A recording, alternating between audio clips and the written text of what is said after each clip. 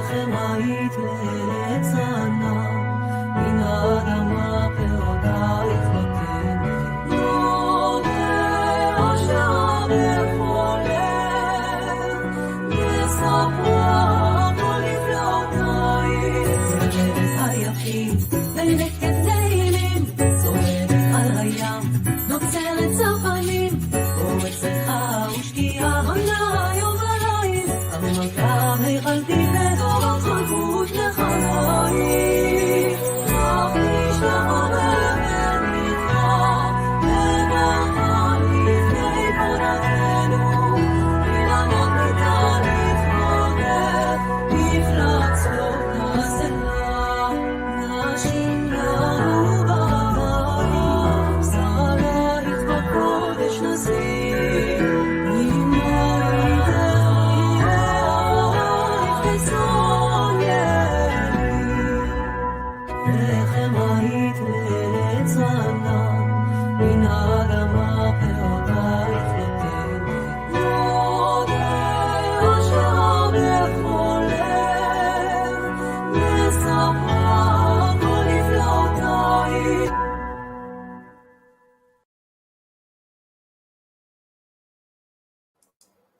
Welcome everyone. We're going back into the was it 90 Days of Torah? Going into bite-sized, well, not so bite-sized, more like a meal-sized portion of these. I mean, each chapter is pretty long as it is, but yeah. So we're starting at part 3 of Parshah Toldot, which means generations, but like in this context, like the generations from Isaac.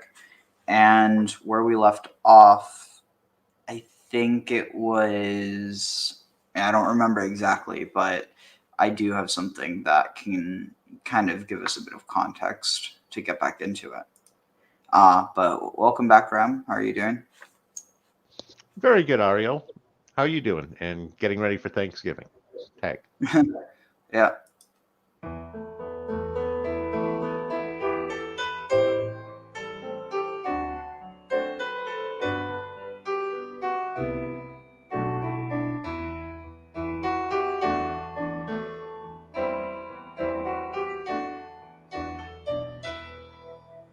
As is well known, the title of the Sedra is taken from the first key word in that passage. Sometimes it's the very first word, and occasionally it can be even up to the 14th word, as we find in the Sedra of Kedoshim.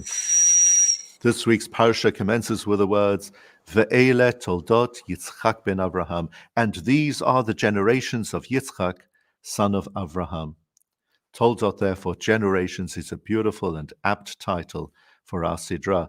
However, there's an earlier portion in the Torah, the second of them all, which starts, Eile Toldot Noach. These are the generations of Noach, and there the Sedra is not called Toldot, it's called Noach.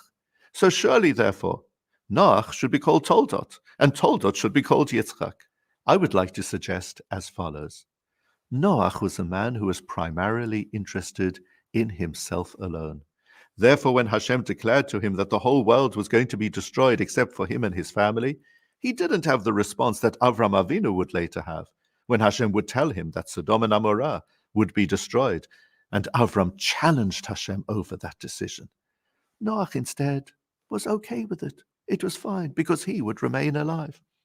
And also we find that it took him 120 long years to build the ark, and throughout that time, he didn't manage to convince one single man or woman to change his or her ways. Yitzchak, however, was very different. He didn't live for himself, but rather he saw himself as being a very important and key link in the ongoing chain of tradition.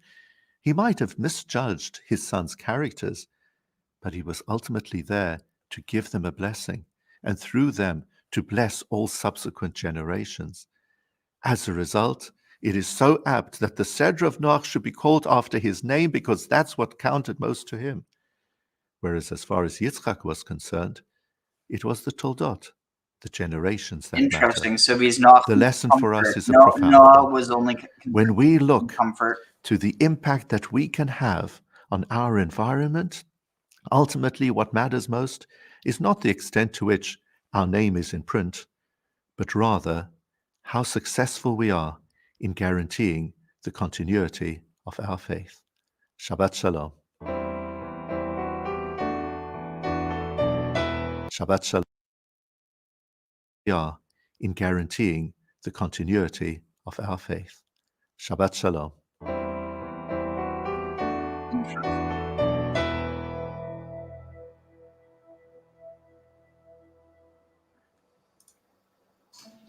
This week's Torah reading, Parshah Toldot, has one of the most mind-boggling stories in the entire Torah. The Torah tells us the story of Yaakov and Esau, Jacob and Esau. Finally, after many years, Rebekah and Isaac are blessed with children. They're blessed not.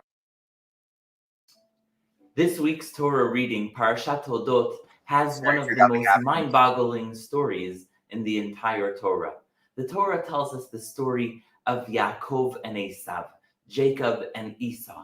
Finally, after many years, Rebekah and Isaac are blessed with children. They're blessed not with one, but with two children, twins, that come out together. The first one is red and hairy. His name is Esau. And the second one comes holding on to the ankle of the first. His name is Yaakov. As they grow up, the difference cannot be greater. The contrast cannot be clearer. Esau is a man of hunting, a man out in the field, a man that's excited about the world, interacting with people, while Yaakov is Ish Tam, an innocent person, Yoshev Ohalim. He likes dwelling in the tent. He likes studying. He likes learning new things. He's not really a man of the outside. And as they come to close to the time where they're supposed to be blessed by their father, Isaac, Yitzchak, tells his son Esau, go hunt something, bring it to me so I can bless you.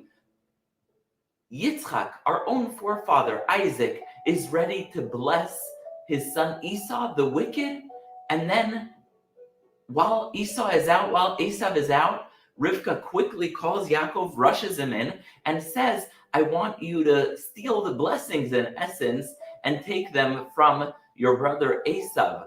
How is this possible? Why is it that Yitzchak was willing to give away the blessings to the son Esau, who was clearly so much less fit? Why was he thinking of just overlooking his righteous son Yaakov and giving all the blessings to his wicked son Esau? Why? There's a beautiful explanation I heard from the Rosh Yeshiva of Yeshiva Rabbi Chaim Berlin, Rabbi Aaron Schechter, and it goes as follows. If you take a look at Avram, what makes him so unique is the Rosh Yeshiva of Yeshiva Rabbi Chaim Berlin, Rabbi Aaron Schechter, and it goes as follows. If you take Rabbi Chaim Berlin, full explanation I heard from the Rosh Yeshiva of Yeshiva Rabbi Chaim Berlin, Rabbi Aaron Schechter, and it goes as follows. If you take a look at Avram, what makes him so unique is the fact that he's not just a man of God. He's not sitting away in an isolated location meditating God. He's a man of the people. He's talking to people. He goes to wars and he brings people into his house as guests, and he does business and he interacts with kings and diplomats. And so he's a man of the world. Yitzchak looks at his children and asks himself, who's ready to continue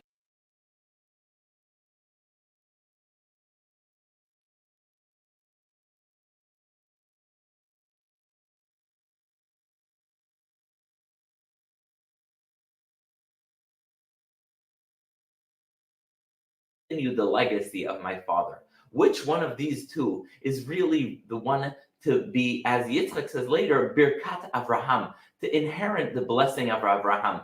And the decision is very easy. He sees that Esau is the man that's outside, but that's not to overlook or disregard Yaakov. Yitzchak was looking to do a separation of powers. He was looking to have two children blessed. One should have the blessing of the spiritual, and one should have the blessing of bringing the spiritual into that world. Just like Yaakov, one generation later, did to his children.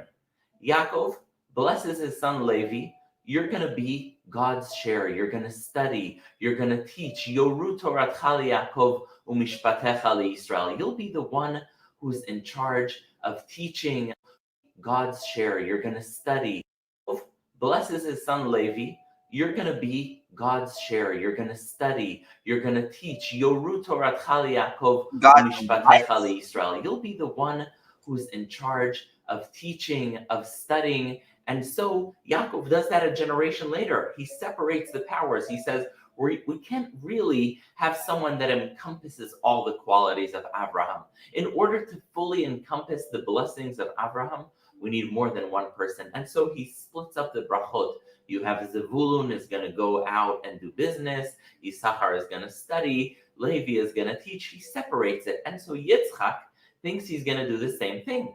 He thinks that he is going to bless Esau with the blessing of bringing God into the world, of being the worldly one, while Yaakov will be the Ishtam Yoshev Ohalim, will be the one to really sit and dwell in tents and study and be the only spiritual. Rivka realizes that although this idea is novel, the idea of having separation of powers and having one son dedicate himself more to bringing God into this world, while the other bringing God into the more spiritual realm of the world, she sees that Esau is not a candidate. She recognizes that yes, Yaakov is a man of tents, but Esau is not the man to bring God into this world. He is not spiritual. He cannot do what Avram did of bringing the bracha into this world. And so she says, no, I want you, Yaakov, to take also that part, the part of bringing God into the mundane. And that's why you see this quick transformation of Yaakov from being an Ishtam Yoshev Ohalim, a man who sits in the tents. And so she says, no, I want you, Yaakov, to take also that part, the part of bringing God into the mundane. And that's why you see this quick transformation of Yaakov from being an Ishtam Yoshev Ohalim, a man who sits in the tents, to the next Parsha where you see Yaakov all day with the sheep in the fields, dealing with Lavan, and really handling the situation of this material world. And so Rivka is right. She has the right insight, and she says to Yaakov, it's not time to separate. Now is the time for all of the blessing of Abraham to be yours. And ideally, though, the ideal that Yitzchak would prefer is the blessing of Abraham, where it's a universe where you can have someone who brings both aspects into this world, the spiritual and the mundane.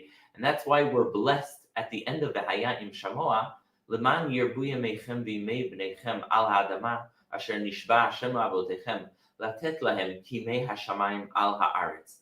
Heaven on earth is the ultimate mission, the mission of bringing God into every aspect of this world and making sure that spirituality, justice, and kindness emanate the entire world.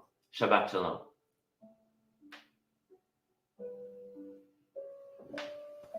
Interesting.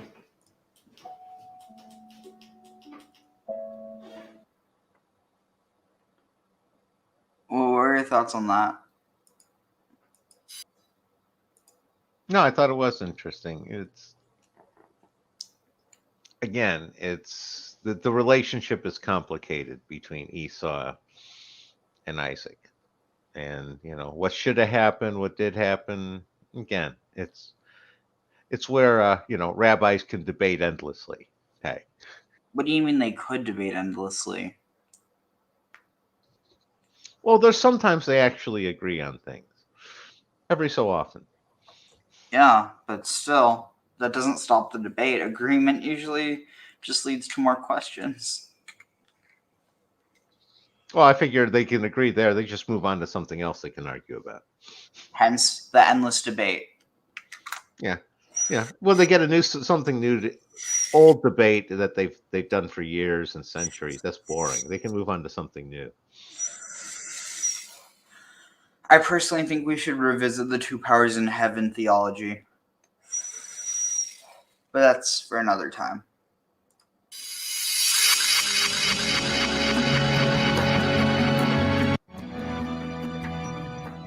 שלום וברכה. בפרשת השבוע, פרשת תולדות, נולדים ליצחק תאומים יעקב ועשיו. אברהם אבינו, הסבא של יעקב ועשיו.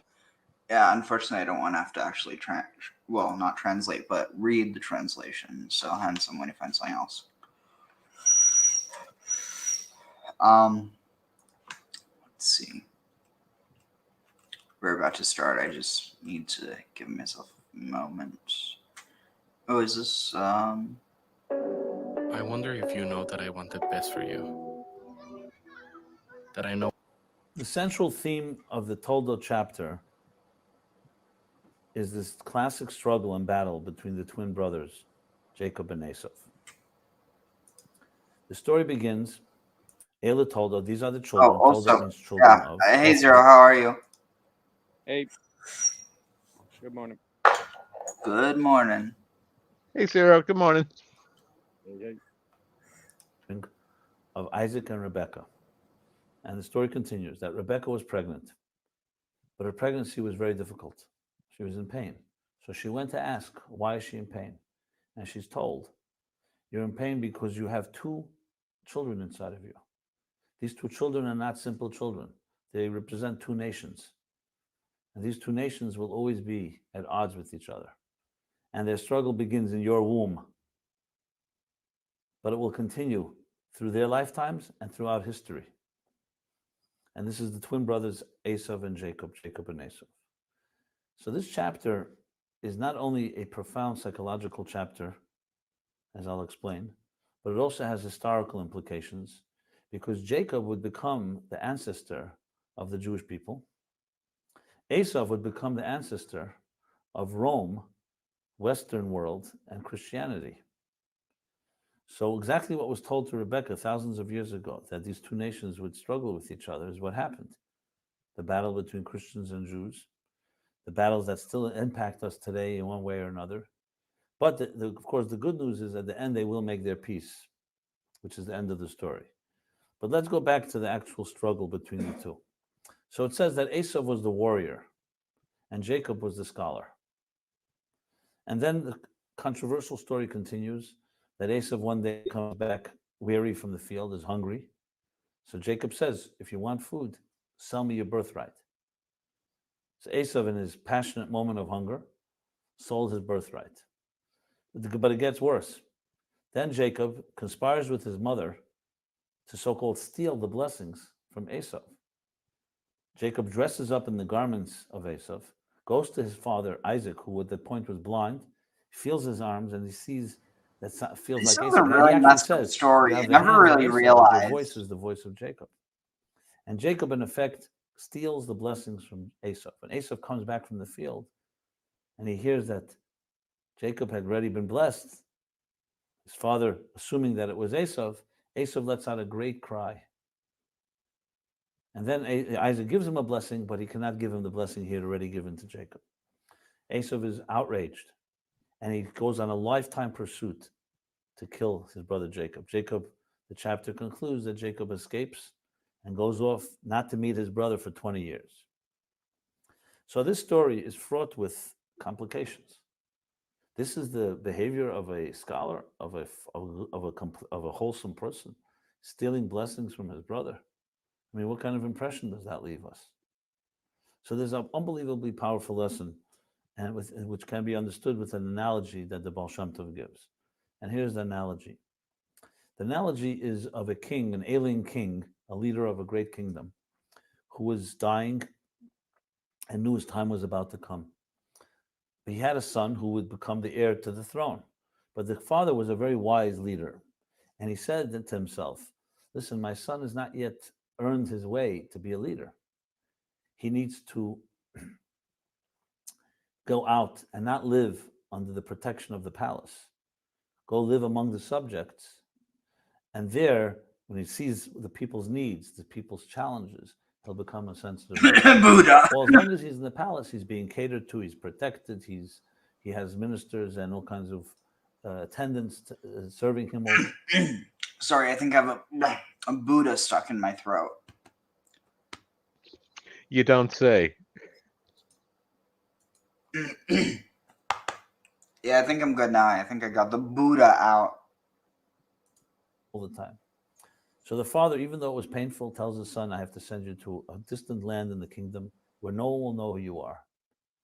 And you have to make it on your own. And one day you'll be worthy careful to when be the leader casting of out this your devils, not to cast kingdom. out your angels. So the son goes off. The father, of course, cries over the fact, but he also anticipates and knows that the son, after a while, is going to forget where he came from. So several times a year, he sends him a letter reminding him, remember, my son, you are my son, the son of the king. You were sent to this place for a reason, in order for you to earn your way. And one day you will return to the palace and you will lead this great land. When the son receives the letter, he wants to celebrate, he wants to dance. But what is he going to do? What is he going to tell the neighbors, the townspeople? They'll be resentful if he starts telling them, I'm the king's son. They'll even think he's insane. So he has a great idea. He announces free cocktails, free drinks on me. Today's a party day. So of course everyone's celebrating because they got free drinks. Meanwhile, he celebrates because he received a letter from his father. So the Baal Shem Tov explains this is the reason when you talk about Jews, you always hear about holidays. The first thing people say about holidays, food. On Hanukkah, you eat latkes. On Shavuos, blintzes. On Passover, the Passover foods, kreplach, kishke, kugel, chont. We got a food for every occasion. The question is, what's so spiritual about food? So the Baal Shem Tov's analogy goes like this. The king is God, and each child of the king is the soul that each of us has. As long as the soul is up in heaven, it's living in the comfort of the palace. There's no big achievement. There are no challenges. God says, I want you to go down to earth. Live in a physical body.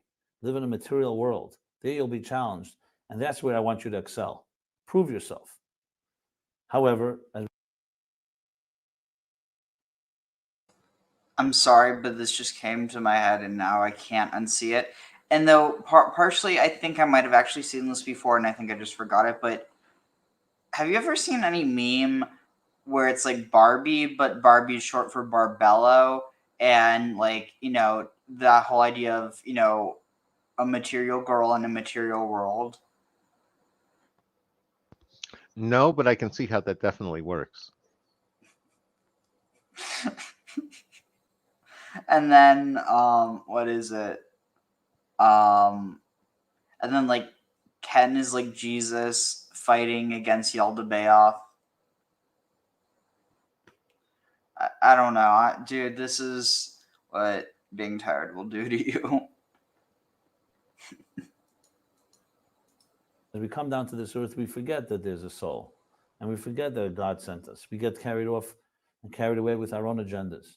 So God sends us several times a year a holiday, a special day, and says, listen, this is a reminder that I exist. Celebrate that you are my children. But the problem is the body is not interested in spiritual messages. So God says, so give the body free drinks. Give it some food to eat. Let it sleep a little late. Let it socialize. Let it do a few things that satisfy its needs. And meanwhile, while the body is celebrating for eating all this good food and saying a little l'chaim and a drink here and there, the soul can celebrate for the main reason that the holiday was given. This analogy explains what happened with Jacob and Esau. Jacob represents the soul. Esau represents the body, the warrior. For the soul to function in this world, it has to sometimes dress up in the garments of the body, because the body won't cooperate if it doesn't dress up. So the soul has to explain to the human body, listen, there's something in it for you. You're going to get free drinks.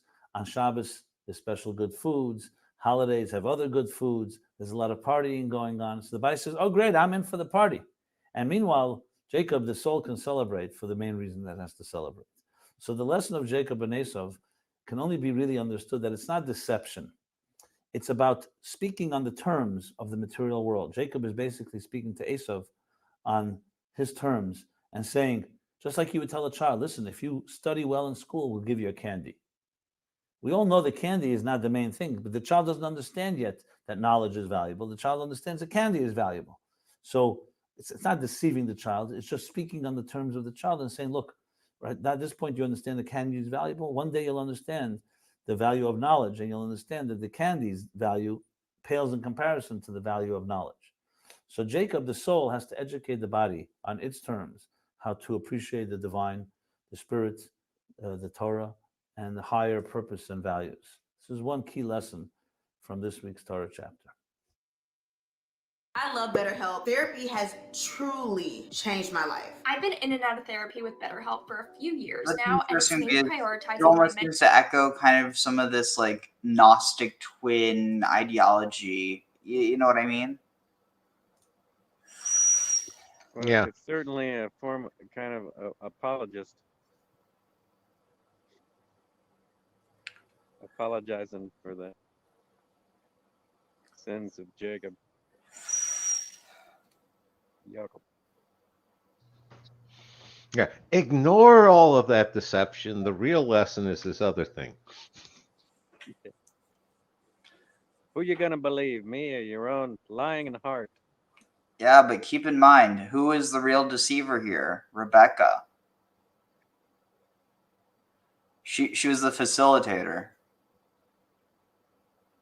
There's no. She hatched the plan. Yeah, like if you look at it, Jacob bought the birthright. So like on that end, he was clean.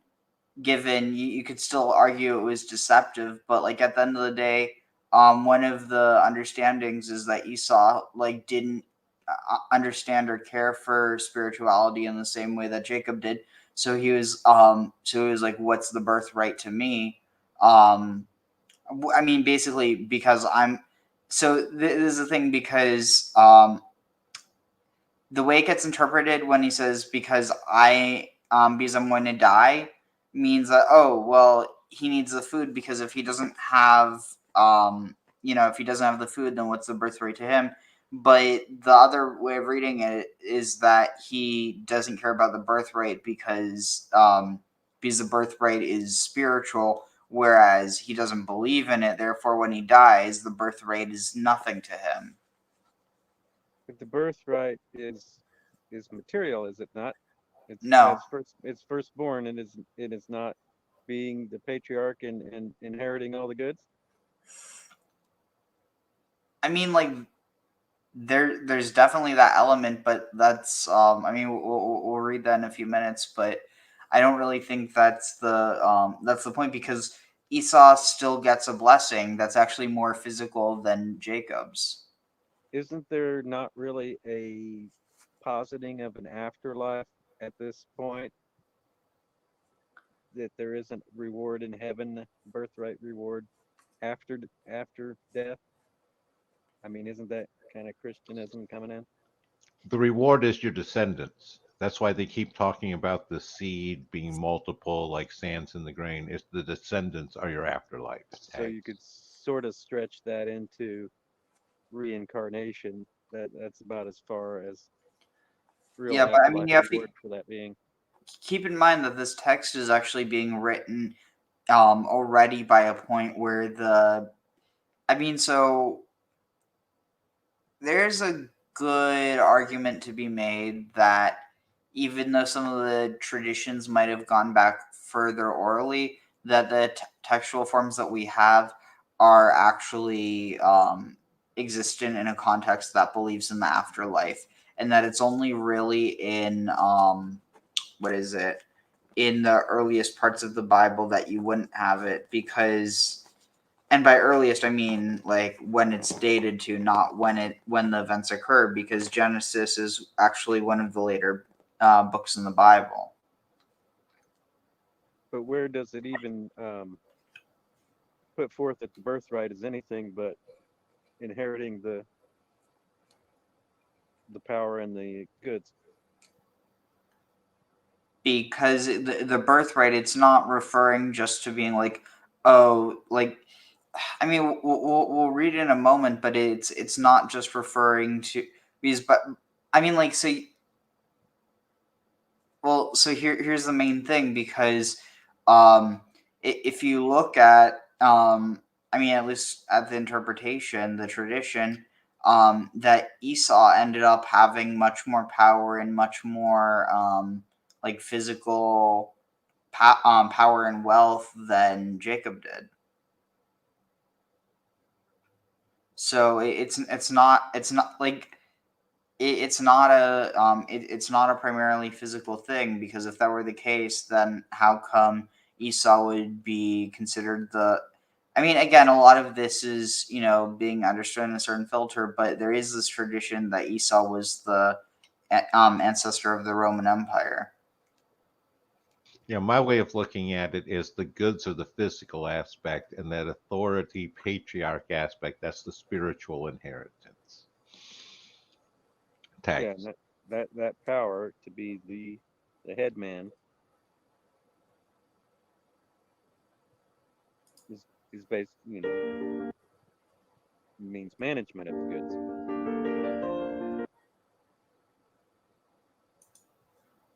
And welcome to Aleph Beta. Today, I want to look with you at the very difficult story of Yaakov's deception of both his brother Esau and his father Isaac. Isaac seeks to bless one of his children. He loves Esau. Rebekah, mother of both Esau and Yaakov, kind of swoops in and seems to impose her will upon the story, dresses up Yaakov in clothes borrowed, so to speak, from Esau. Before you know it, Yaakov has a blessing, Esau doesn't. And for the rest of Genesis, this is what I'm saying. She's a facilitator. She's turning Jacob into a pawn. She gives him the clothing. It's not like he's like, oh, how am I going to deceive my father? He's a participant, but it's kind of like he's basically a patsy. The theoretical gun's put in his hand and he's told what to do, and he does it because he has an allegiance to his mother. Agreed. It's also a commentary on Rebekah's relationship with Isaac, where she doesn't think anything about going behind his back and going against his will and using his kid against him. Tag. The characters are left to deal with the aftermath. How do we understand the story? Okay, so now before we dive into the story, I do want to say a little bit of a word to you about perspective. We have touched this story before in Aleph Beta in previous videos, and you can find them at the links below. We have talked about this story, but we've talked these videos, and we have touched this story before in Aleph Beta in previous videos, and you can find them at the links below. We have talked about this story, but we've talked about it primarily from the perspective of Jacob. What was he thinking? How could he have done what he did? What was the story like from his perspective? Today, I want to adopt a different perspective with you. I want to look at Rebekah's perspective, the mother of both Yaakov and Esau, because she really seems to be the architect of this deception. It seems to come from her. What was she thinking? Did she think that was okay? I mean, if she had an argument with Isaac, her husband, if she felt that your blessing come from her, what was she thinking? Did she think that was okay? I mean, if she had an argument, what was she thinking? Did she think that was okay? I mean, if she had an argument with Isaac, her husband, if she felt that you're blessing the wrong kid, bless Jacob instead, then make the case to him, talk to him. Why resort to the sort of backhanded deception? And it ends up so terrible. I mean, look at what happens. Esau is infuriated. He pledges that he's gonna kill Yaakov, and there's this anger, this burning anger that doesn't even seem to subside. Generations later, the anger of Amalek itself, the grandson of Esau, seems to be just a carryover from this deception. So this is like the beginning of this terrible family feud. What was she thinking? Why did she do this? If you were Rebekah's lawyer, what would you say in her defense? Is there any possible way of defending her position in this story? And that's what I want to talk to you about today. All right, so if we are donning our Rebekah's lawyer's hat, as it were, one line of defense that we might sort of take is Rebekah had a prophecy. She was really, when you think about it, doing nothing more than helping a God-given prophecy come into fruition. Because if you go all the way back to 2 chapters ago, when Rebekah was pregnant with these 2 children, with Yaakov and Esau, she was troubled at that time because she felt a struggle in her womb. And God came to her and explained, there's going to be 2 nations, and they're going to diverge from your womb. These 2 children are going to be independent and establish these 2 different nations, and there'll be a struggle between them, and the older will serve the younger. V'rav ya'avod sa'ir in Hebrew. So there it is. The older is going to serve the younger. The older is Esau. The younger is Yaakov. She knows that it's the child she loves. It's Yaakov who is going to be the one that ultimately is going to carry the mantle of the Abrahamic promise forward. So maybe that justifies everything. She kind of waits around waiting for this prophecy to sort of come to fruition. But here's this moment close to the end of Isaac's life, when Isaac decides it's time to pass on the mantle of the heritage to one child, and he's choosing the wrong child. He motions to Esau and says, come here, I'm going to give you this blessing. And Rebecca's thinking, this is wrong. Every bone in her body is screaming, this is wrong. I have to do something to make this prophecy come to fruition. And therefore, all bets are off. Whatever she does, deception, underhanded, it just doesn't make a difference. She is causing this prophecy to come to fruition. Okay, so here is the critique, though, that I would level against that line of defense. First of all, why not just talk to your husband? I mean, you've just got to come back to that point. Just talk to him. If you had a prophecy, share it with Isaac. Why resort to deception? And even if you can come up with some reason why she had to resort to deception, still, does the mere fact that she had a prophecy from God, does that really mean that you can do anything to make that prophecy happen? I'm not sure we'd accept that line of argument. And let me try to illustrate why with an analogy for you. So let's put you in a version of Rebecca's position. Let's say you go to sleep one night, you have this. Okay, I think we can admit that looks freakishly like me, right?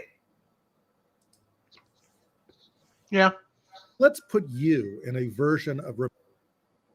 Like, holy crap. I mean, one moment. Let's see. I'll put you guys back in.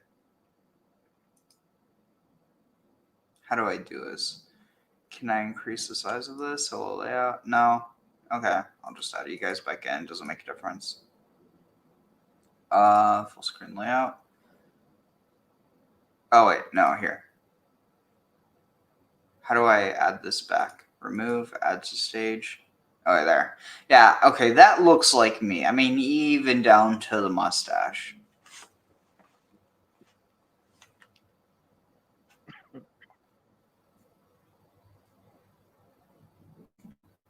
Did you have any prophetic dreams? Not like this, no. But I have. I mean, not anything like prophetic, but just, some wacky dreams that had religious connotation. Numbers, maybe play the Powerball. No, just some like having advanced knowledge of something before it happened, but it's not really that useful when it only happens when you only find out the night before something happens. So you wake up and you find the news. So it's like, oh, wow, what I dreamed happened. That's kind of freaky. But no, not that useful. Rebecca's position. Let's say you go to sleep one night, you have this dream. It's a prophetic dream. The Lord himself comes to you and says, dear Aleph Beta viewer, I have a mission to you. You are going to be the next congressman or congresswoman in the 25th district of Wisconsin. It's going to be you. I, God, am behind you. And just to prove it, I'm going to give you a little something to begin your campaign, a check for $182,000. And it's for you. And lo and I'm sorry, but this sounds like how you get recruited to be the front man for an operation in Congress. It sounds APAC going on, on the primaries. behold, you wake up and Also, you know it's actually like it's a Christian Zionist organization. It's not run by Jews. Yeah, well, I don't know exactly, but what the policy goals are. I mean, you see who they go against. I don't really want to get into politics, though. And, under normal circumstances, you just discount this. You think it's not really real, but there it is underneath your pillow. You look and there's a check for $182,000, and it's drawn on the Bank of God, and it's signed "Love God," and you deposit it in Citibank, and the check clears, and it's real. What do you do now? Well, I mean, the one thing you don't do is just stand back and wait for it to happen, right? You got to put in some effort. So you open the bank account and you begin to establish the campaign, and you go out and you make some speeches, and lo and behold, it starts working. Your name recognition is going up in polling. Soon you're neck and neck with your opponent. It looks like it's really going to happen until one night, 5 days before the election, your chief of staff calls you in. So he says to you, "Sir, I have bad news. Our internal polling says you're going to lose by 5 points. It'll be close, but you're going to lose." And just as the chagrin sets in, he says to you, "But I know somebody in Central Election Headquarters who works with the computer systems. His name is Phil. And I think if we slip Phil a little something, maybe about, I don't know, 180, I'd say about 182,000 should be enough. And I think we could probably make that 5-point deficit go away." And then he leaves you with your thoughts. And it hits you, 182,000. That was the amount of that check. You had a prophecy. I'm sorry, this is very clearly some sort of operation. Do you slip the money to Phil? I think the answer is you don't slip the money to Phil. I think what you've got to say here is that if it's wrong to commit fraud, if it's wrong to bribe an official in the Central Elections Agency, then it's simply wrong. This prophecy from God doesn't really justify it, because you sort of have to say to yourself, look, on the one hand, I had to establish the campaign. I had to do everything within my power ethically to make this prophecy happen. But ethically is the key word. I don't have to do anything to make it happen, because ultimately there's a partnership here. I mean, God, you have some power too. At some point, I've got to say, look, there's 5 days left to the election. It's close. It looks like I'm down. But God, you're the one who gave me the prophecy. You're the one who told me to run. I gave it the old college try. I did my best. It's up to you now. If that's true, then seemingly our justification for Rebecca on the grounds of you had a prophecy, you got to make it happen no matter what, has just run out of gas. We have failed, really, to give a justification to Rebecca. What was she thinking? Join me. I was going to say, God should be able to stuff the ballot box better than Phil. I think. Yeah, but I guess in this analogy, it's not like God's going to come down and tell Isaac, "No, you're choosing the wrong son." Yeah, that's the thing. It's all very, obviously, if it's really all under some total control and there's no interpretive aspect, then yeah, these problems wouldn't be there.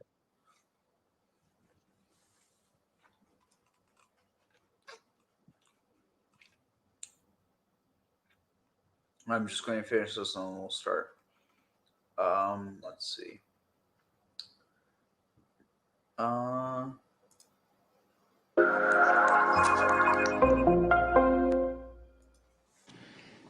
Rivka is the name of the second matriarch of Israel. What does Rivka mean and what does Rivka represent? Rivka comes from Revokai Shel Shalosh. As the Mishnah says, it represents a herd of 3 and 3 oxen. In the word Rivka, you have the letters Bokor, which means 3 oxen. What does Rivka represent? Rivka comes from Revokai Shel Shalosh. As the Mishnah says, it represents a herd of 3 and 3 oxen. In the word Rivka, you have the letters Bokor, which mean cattle. Rivka has the potential of transformation, to take the most physical, animalistic role. Sorry, I'll fast forward. I just want to hear some more. There's Bokor, which means oxen. Represent. Rivka comes from Revokai Shel Shalosh. As the Mishnah says, it represents a herd of 3 and 3 oxen. In the word Rivka, you have the letters Bokor, which mean cattle. Rivka has the potential of transformation, to take the most physical, animalistic raw material and use this as a vehicle to serve Almighty God. And therefore Rivka like all the other matriarchs of Israel, were more down to earth. The men, Avram, Yitzchak, Yaakov, were more potential. Sarah, Rivka, Rachel, and Leah were more reality. And Rivka, of all of them, represents the ultimate level of transformation. She was also very mature. At the age of 3 already, she was lighting the candles, the Shabbos candles. And that's why from her we derive the lesson that every young girl of 3 years old, and even prior, should light the Shabbos candles. Number 3, Rivka had tremendous vision. Vision even beyond her years, and vision even beyond her husband Yitzchak, who was one of the 3 forefathers. As it says that Yitzchak liked and loved Esau, but she loved Yaakov, and therefore she did everything in her power to make sure that Yaakov would receive the blessings. Furthermore, she was the Shatchin. She was the matchmaker for her son, Yaakov.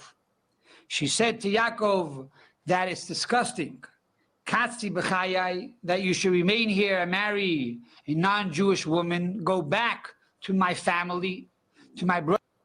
I'm sorry, there weren't Jews yet. Brother Lavan, and marry his daughters. Abraham.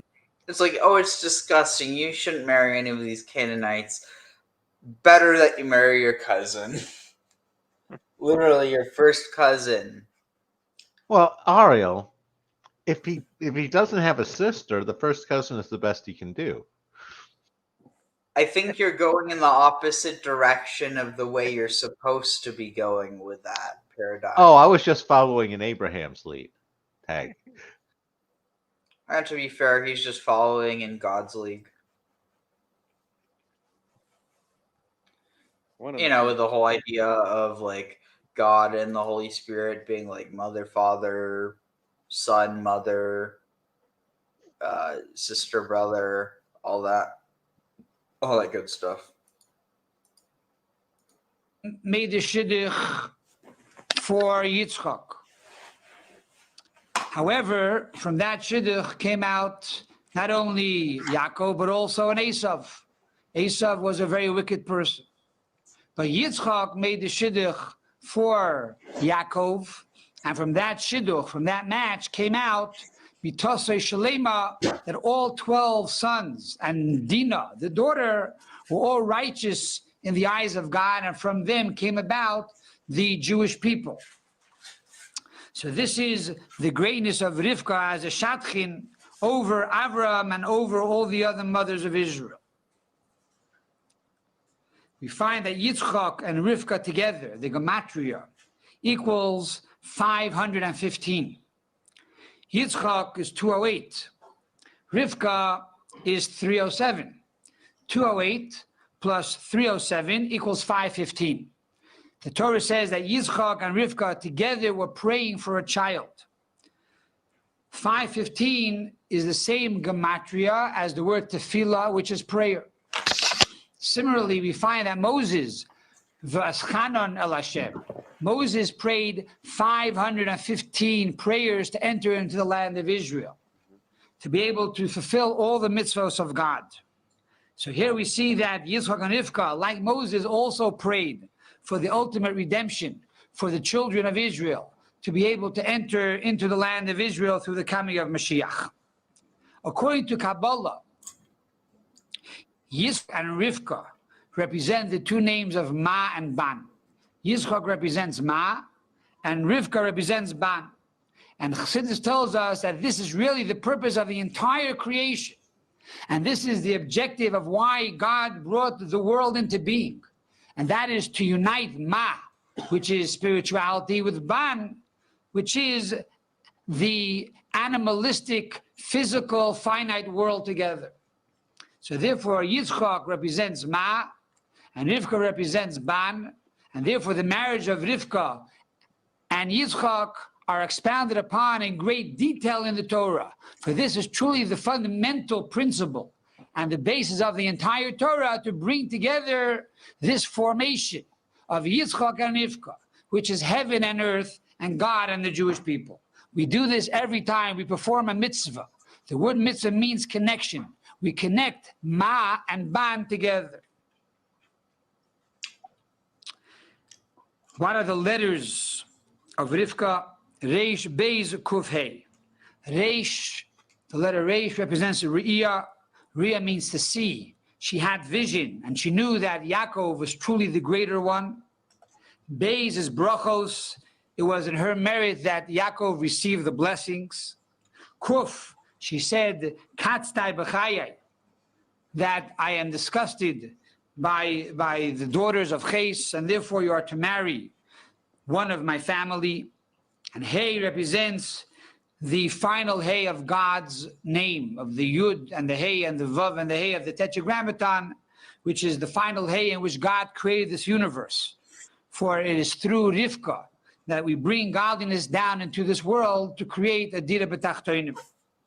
What is the pasuk for Rivka? Rabbi Yisroel Sadik Mukulan Yasilenu Hashem. That is in Psalms 44, verse 20. What does that mean? Many troubles may beset the righteous. However, God saves them from all of these troubles. What does this pasuk represent? There are those who think that God is looking to, God forbid, punish the people of Israel. And God is looking to find fault in people. On the contrary, God is a God of kindness and a God of love and a God of compassion. Says the Medrash, what has God done since the beginning of creation? After God finished creating the world, what does he do all the time? Says the Medrash that God works on matching couples together. That is what God wants to see. He wants to see weddings. He wants to see his children getting married. And furthermore, to have many, many children. I'm sorry, his children getting married to each other? This pasuk of Rivka, which starts with the letter Reish and ends with the letter Hey, represents the concept that even though there might be troubles in the world, God is looking to bring kindness and blessing to each and every one of his children. So we hope and pray that we internalize these qualities of our mother Rivka, to have total transformation, to truly be mature beyond our years, and to have vision to see the truth, and to bring about the ultimate shatchin, and bring about the ultimate match between God and the Jewish people with the coming of Mashiach speedily in our days. All right. So, Yeah, one of the things that jumped out. Rebecca's blameless. One of the things they were saying that jumped out at me was that when they were talking about Ma and Bam, it reminded me of Egyptian religion, where you have Ba being the soul, where I really thought I was going to pass out. Ba being the soul, and Ma'at being cosmic order in the union of the two. Tag. Interesting. Ready? Let's see. All right, I'd like to introduce you guys to. Oh wait, what was I looking for here? Just tab, and then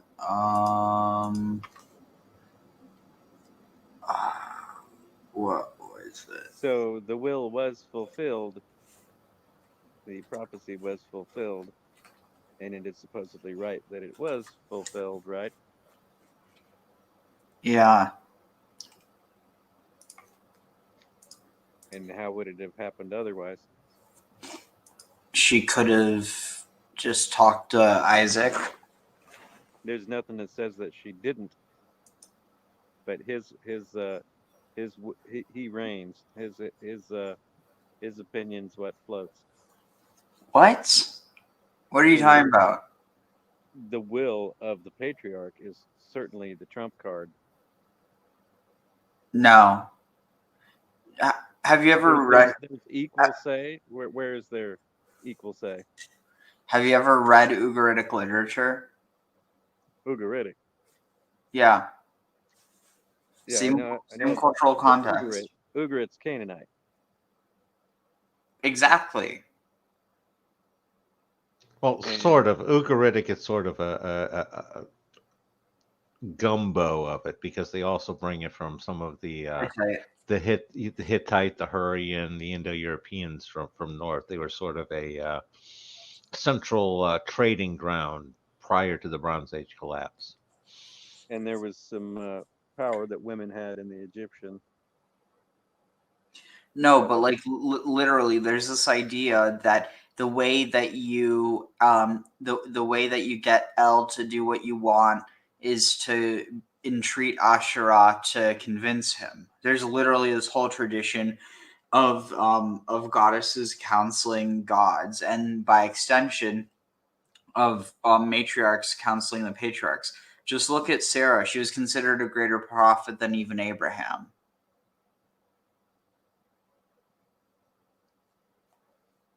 So I do reject the idea that the patriarchs are in a higher position. I mean, just look at Deborah. She did what no man would do, and because of her, It takes her convincing him. It is his decision.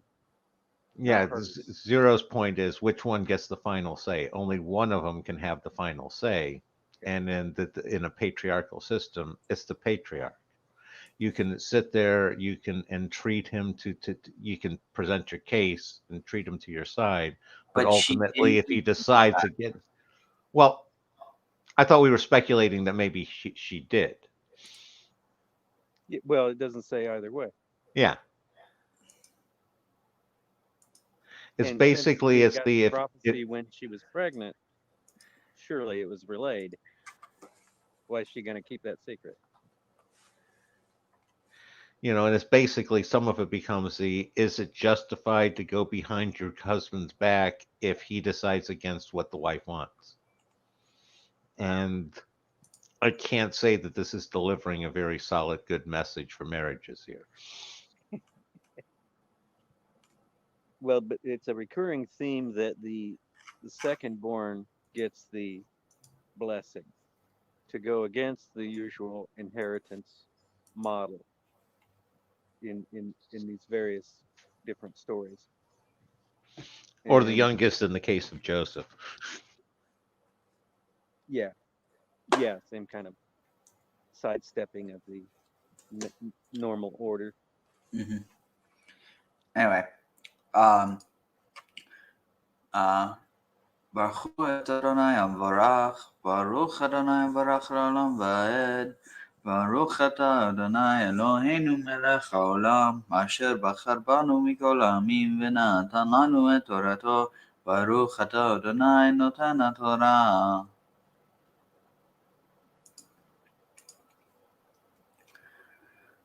ויעל משם באר שבע, וירא אליו אדוני בלילה ההוא, ויאמר אנוכי אלוהי אברהם אביך, אל תירא כי איתך אנוכי וברכתך,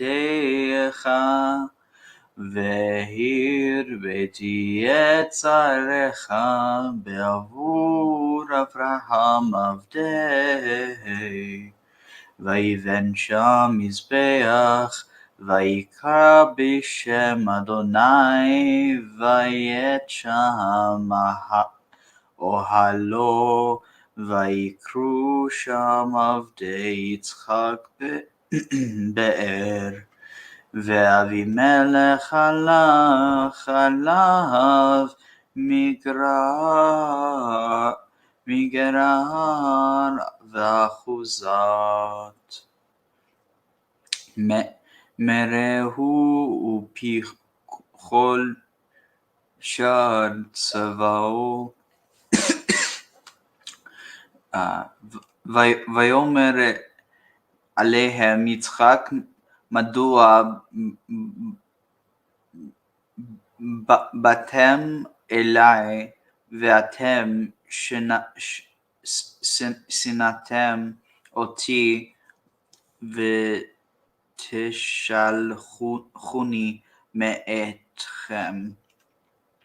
ויאמרו ראינו כי היה אדוני עמך, ונאמר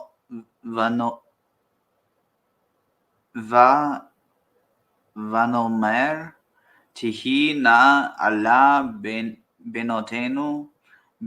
בינינו וביניך, ונקראת ברית עמך. אם תעשה עמנו רעה, כאשר לא נגעונך, וכאשר עשינו עמך רק טוב, ונשלחך בשלום, אתה ברוך אדוני. ויעש להם משתה, ויאכלו וישתו, וישכימו בבוקר, וישבעו איש לאחיו,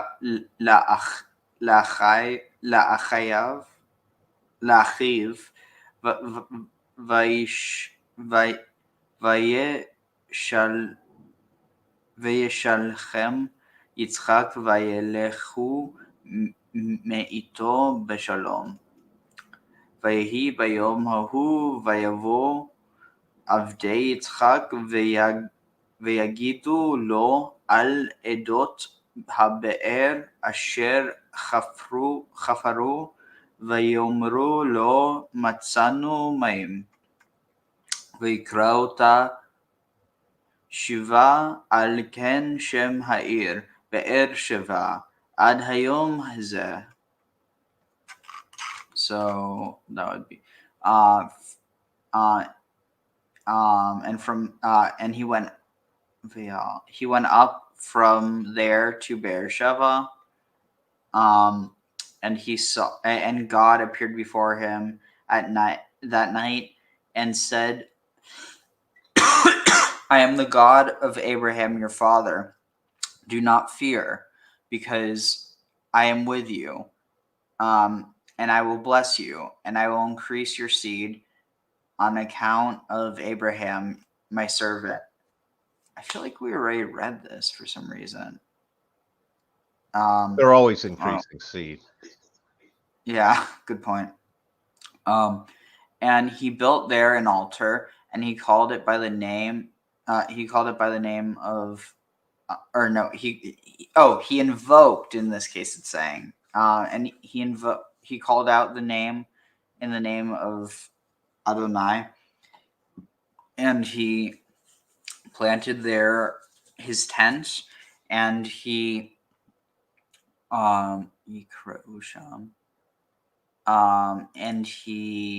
and he dug there, and the servants of Isaac dug there a well, and Avimelech walked upon him, or came upon him.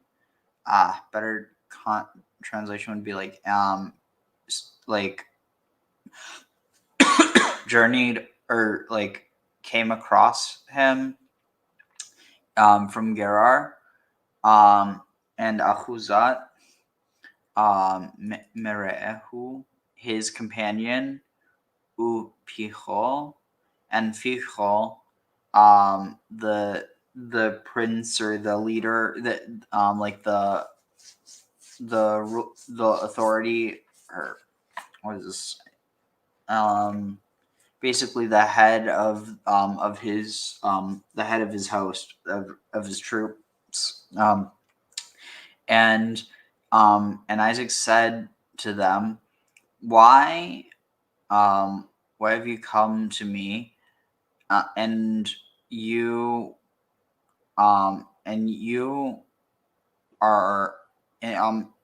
hate me, and what's this? And you have sent me away from amongst you. And they said, we see Ra'inu. We certainly see that Adonai is with you. And so they and so they said to he, and so they said, please let there be Allah, let there be a swear, like and let there be an oath between us, between wait, Benotenu, between wait, Benot, wait, Benotenu, Ben Otenu. Let's see. Oh, Benotenu. I guess it's just another between us. Benenu. It's just implying us again. Ubenecha, and between us and wait, Bain. Benenu ubenecha. Oh, between you and between us. That's what it was. I was thinking this was like banecha, which would be our children, or banenu and banecha. But no.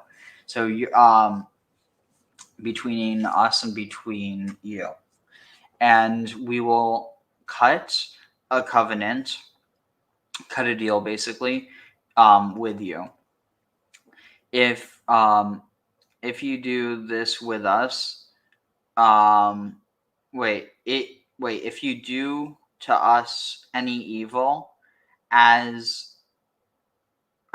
you will do us no evil, nega ano, and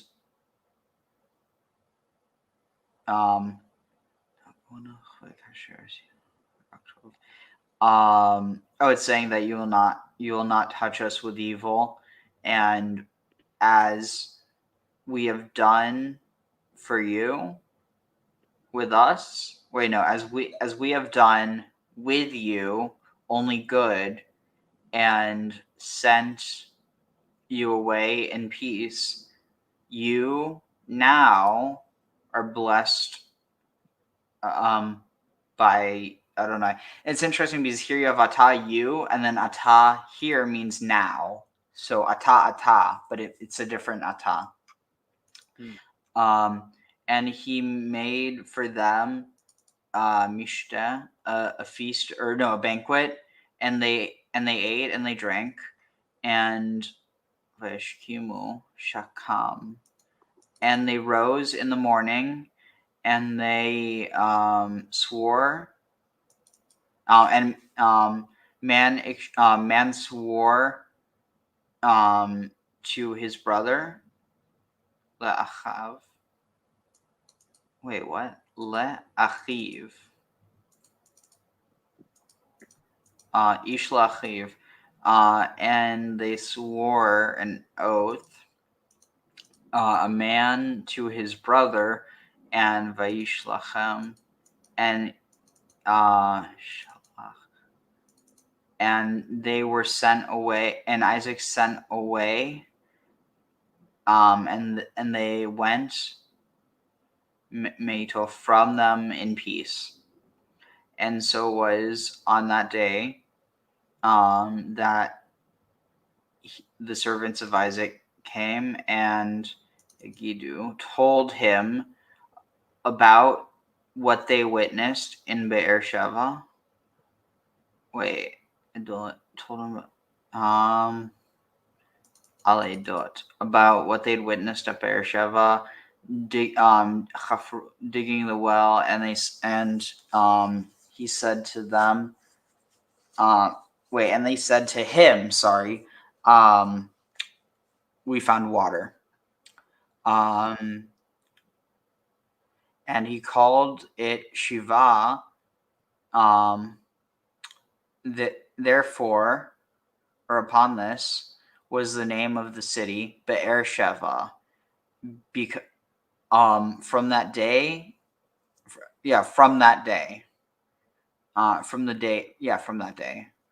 implying it's since enemies. So, any thoughts on that so far? To give my voice a bit of a break. Let's see.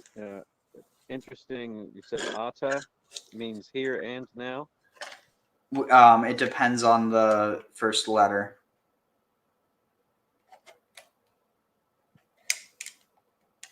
So if it's with an aleph, it means you. If it's with an ayin, it means now. Oh, you.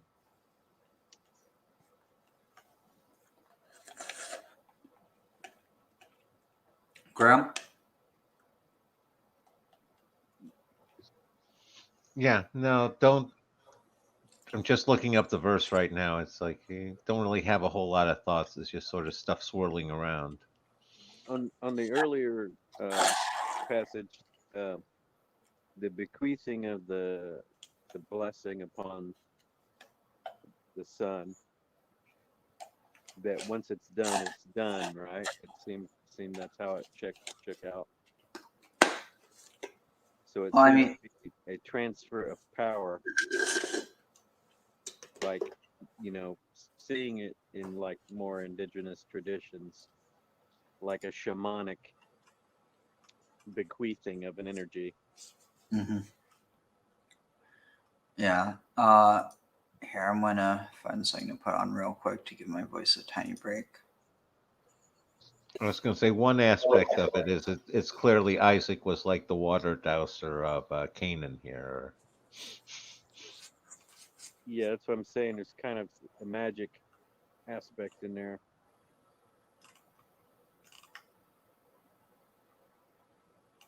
Let's see.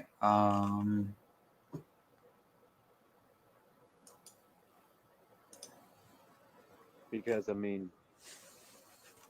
otherwise you could say, "Oh, you weren't the right one," so.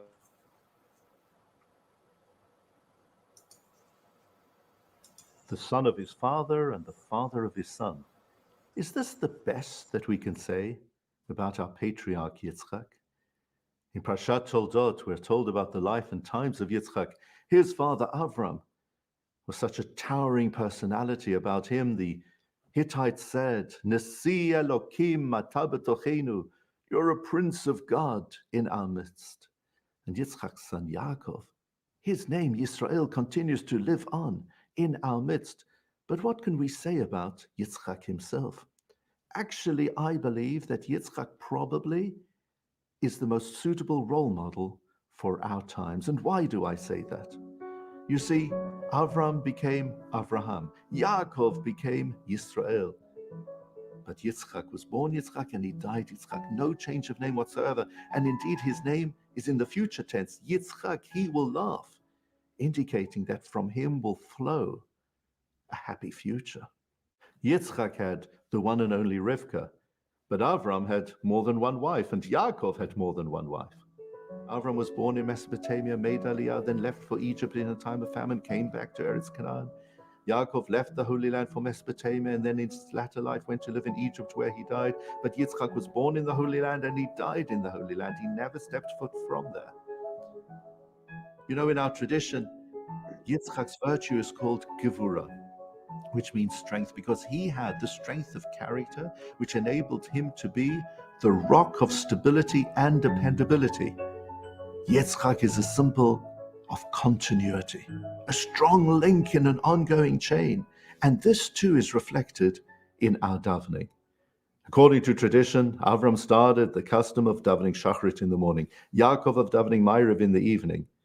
Yitzchak was the one who introduced the idea of davening Mincha in the afternoon. It is the Mincha service which is that link in the ongoing chain of commitment, of spirituality, which joins the morning with the evening, which provides that strong continuity. Therefore, when it comes to our aspirations and dreams for our children, many of us as parents would love to have an Avram or a Yaakov, but deep down more than anything, we'd like to have Yitzchaks.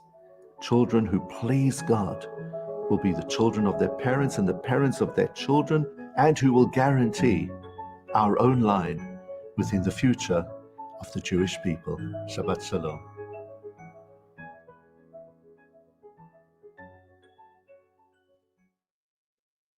Black Friday at EOS Fitness means huge savings. Take advantage of our best offer of the year by joining for just $1. What is your favorite outfit of clothing? And for what special occasion did you wear it? In Parshat Toldot, we are told, Vatikach Rivka et bigdei Esav bena hagadol hachamudot. Rivka took her older son Esav's favorite outfit and she placed it on Yaakov. Of course, she was preparing Yaakov, as we're all familiar with the story, to go and deceive his father Yitzchak so that he should receive the blessing of the Bechor, the firstborn. Now, if Esau had a favorite outfit, why wasn't it in his own home? What was it doing in the home of his parents, Yitzchak and Rivka? Our sages explain that Esau kept his favorite outfit in his parents' home so that when he appeared before his father, such was the deep respect he had for his father, he would always change in order to be as smart as possible. Now, there is a huge question we need to ask here. Wasn't Yitzchak blind? He didn't see what Esau looked like. It made no difference whatsoever. Yitzchak blind. Possible. Now, there is a huge question we need to ask in order to be as smart as possible. Now, there is a huge question we need to ask here. Wasn't Yitzchak blind? He didn't see what Esau looked like. It made no difference whatsoever to him. And the answer is that Esau's respect for his father was natural. It was genuine. It was sincere. Of course, it would be nice for him, for his father to recognize that he respected him, but that's not why he was doing it. And I believe, therefore, that there are two huge messages that emerge from this for us for all time. The first is that when it comes to kibbut av v'eim, the respect that we must have for our parents, like Esau, it should be natural. Not just to tick the box for our parents to know that we are respecting them, but rather in their presence or outside of their presence or well beyond their lifetime on earth, we should continue to respect their wishes and to live according to the values that they wanted us to live according to. And there is a second message. You know, over Shabbat Parshat Toldot, Esau gets a lot of bad press within shuls right around the world. We highlight what a tzaddik, a righteous person Yaakov was, and what a rotten apple Esau was. But right in the midst of this story, we highlight the fact that Esau did excel in one area, the respect that he had for his father, reminding us of that great teaching in the ethics of the fathers. Ein lecha adam she'ein lo sha'ah. There isn't a single person on earth who doesn't have his or her moment. We can learn something from everyone. As some people say, even a broken clock tells the right time twice a day. Shabbat Shalom. One aspect of this incident, of the whole relationship between Jacob and Esau that I haven't seen explored much, is how much of it is Rebecca playing favorites with her son, even from the beginning, where she loved the one more than the other, and how much of Esau's problems is because of the disparate love that Rebecca showed. Tag. Also, there's the deal that she was given the prophecy when she was pregnant, and Shirley relayed that, and that it was disregarded, seemingly maybe because she was a woman, and you're not talking to God, because there is no parallel message given to the Father about this.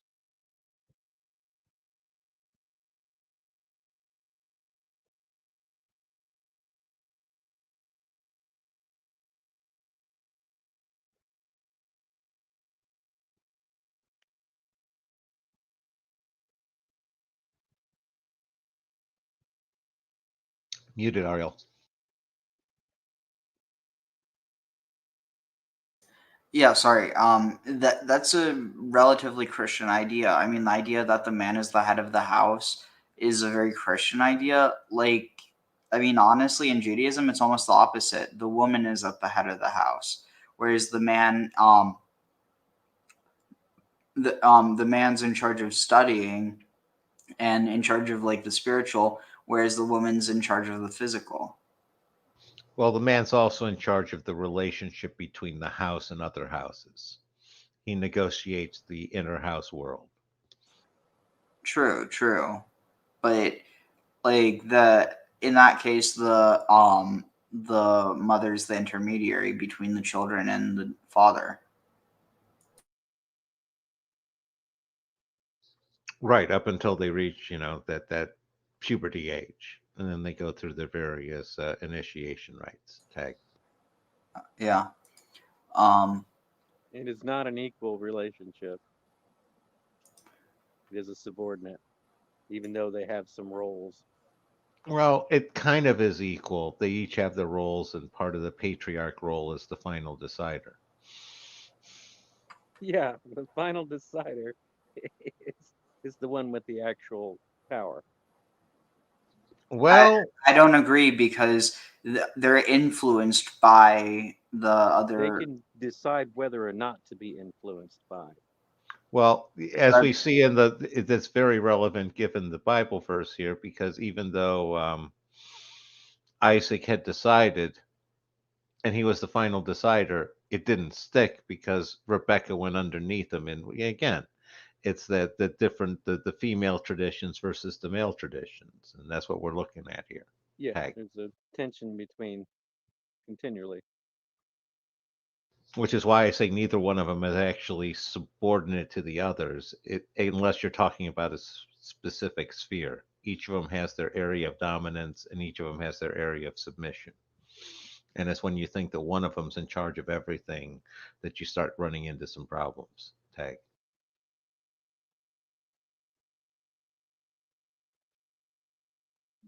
I don't recall the women ever really being consulted about being married. They're given by their fathers.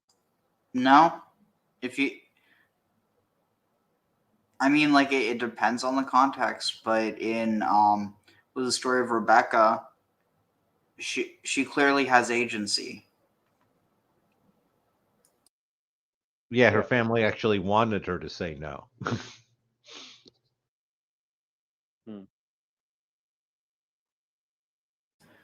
But what's that one story here? How was it? Let's see, Greek story where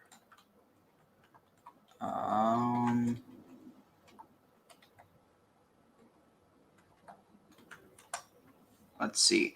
Oh, right, Lysistrata. Trust me, men can be much more influenced than we'd like to admit.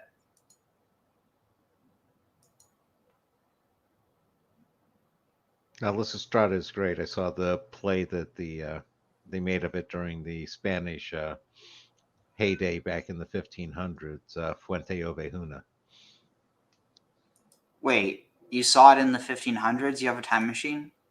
No, it was the author that was like 1600s. He was like the Spanish version of Shakespeare. And no, I saw the perform. They did a performance of it at the Folger Theater in Washington, and no, great performance, great play. It's basically like an updating of Lysistrata. Also, check this out. This looks really cool. I guess it's like a drill that can like curve. I feel like there's a lot of jokes here, but let's see. All right, here. ויהי עשיו בן 40 שנה, ויקח אישה את יהודית בת בארי החיתי ואת בסמת בת אלון החיתי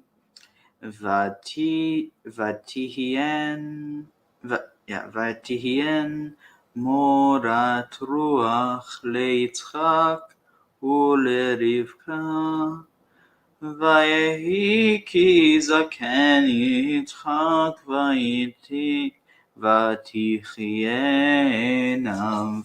מרד ויקרא את עשיו בנו הגדול, ויאמר אליו הנני, ויאמר הננה זקנתי, לא ידעתי יום מותי, ואתה שנא אליך, לך וקשתך בצא השדה וצודה לצידה וצודה לציד ועשה לי מטעמים כאשר אהבתי והביאה לי ואוכלה בעבור תברכך נפשי בטרם אמות ורבקה שומעת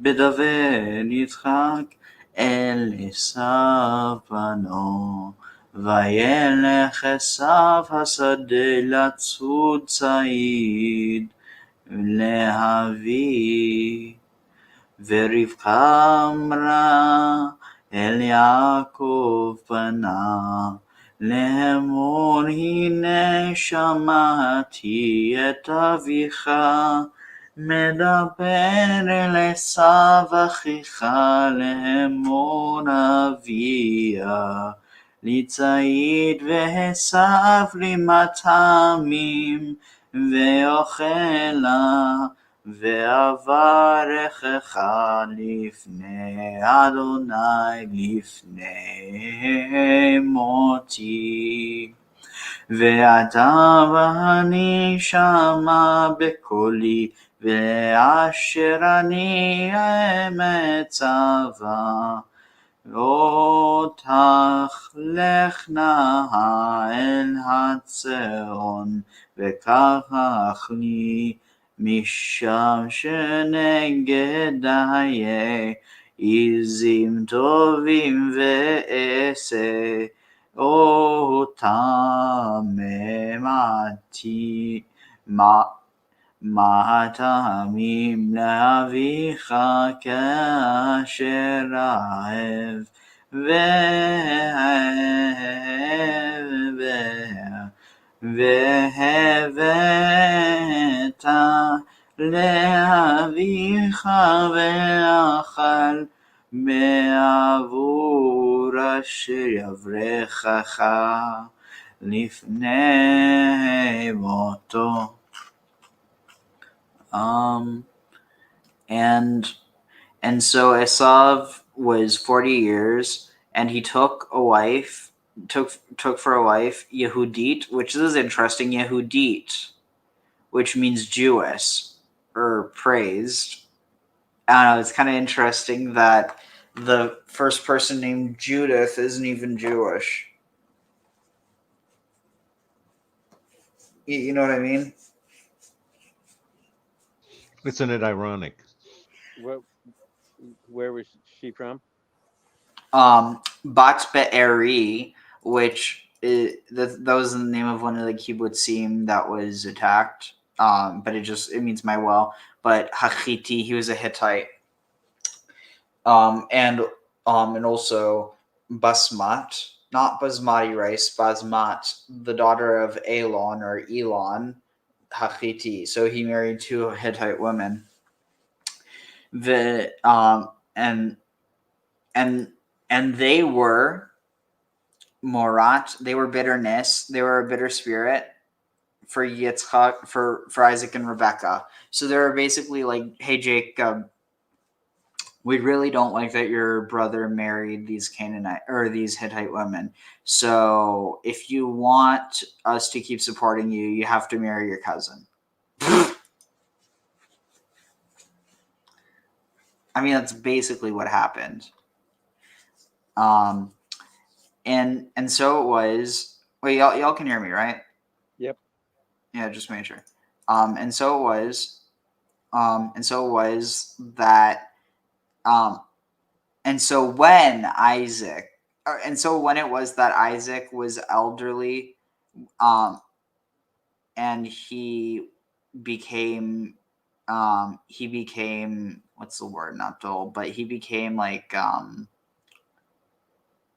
feeble. and his eyes mirot. And his eyes were too feeble to see. He called out to Esau, his son, his Hagadol, his big son or his large son, and said to him, "My son." And he said to him, "Here I am." And he said, "Behold," or please listen. Please listen to me. I'm old, and I don't know when I'm going to die. And honestly, that's so real. And now, please lift your tools and go and hunt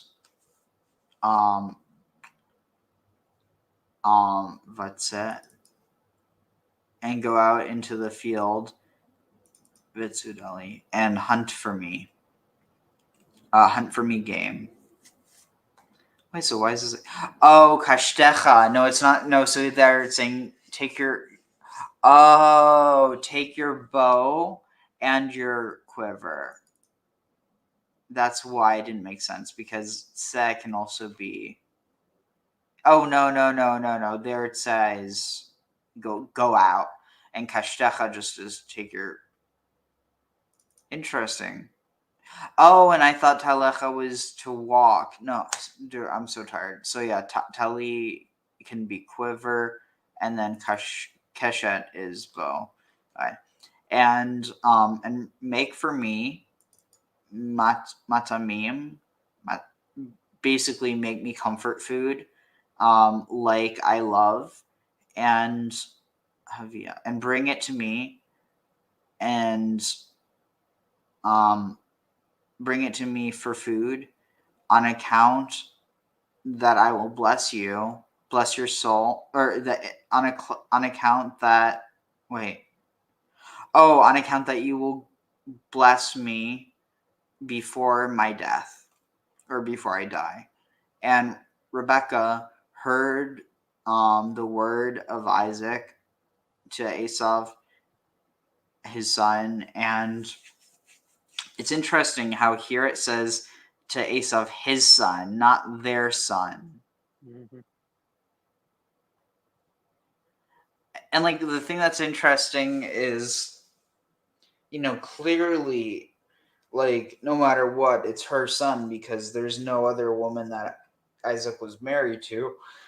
But like, it almost seems like, and I forget who said this before, but it's almost like Jacob could have maybe been not his favorite for a different reason. I mean, I think that's a bit ridiculous personally, but no, it kind of seems to be in there a little bit. And again, you have to wonder about Abimelech again. Yeah, the Ishmael thing. And again, there's tradition where you have twins where one was born of one father and one was born of another, and that causing, the conflicts and stuff. Castor and Pollux, Oh yeah, I was going to mention or like ask if that wasn't like the case with them. If they're fraternal twins instead of identical twins, it could be from two different seed. Interesting. I mean, they didn't look similar, so that could be the case. Yeah, one was like a redheaded stepchild almost. Yeah, literally. That a quite a genetic divergence. Yeah. So the word that Isaac said to Esau, his son, and went vayelech Esau. And Esau went to the field to hunt game to bring home. And Rebecca said to Jacob, it was when that happened. And Rebecca said to Jacob, her son, saying, behold, I heard your father speaking with Esau, your brother, saying, bring me game. And Esau, wait. Sorry, not Esau, Aset, and make for me comfort foods, and I will eat, and I will bless you before Adonai, before I die. And now, my son, listen in my voice. For as I command you, please go to the flock, and take for me from there 2 𤤕𤄱, two goat kids. I feel like it needs to be specified. This is 2 goat kids. It just says 2 choice kids. I don't know. It's funny. I feel like there's some comedians who would turn this into a whole joke. Take 2 good goat kids, and I will make you. I will make of them comfort foods for your father as he loves. So it's not. So Jacob's not even cooking it here. It's all like Rebecca is completely doing everything here. She's just using Jacob as a puppet. Oh God, I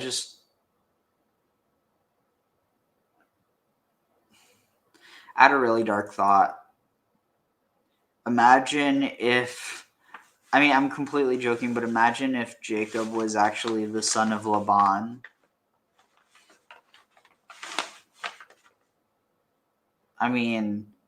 It's not technically any worse than Abraham and Rebecca. Abraham and Sarah.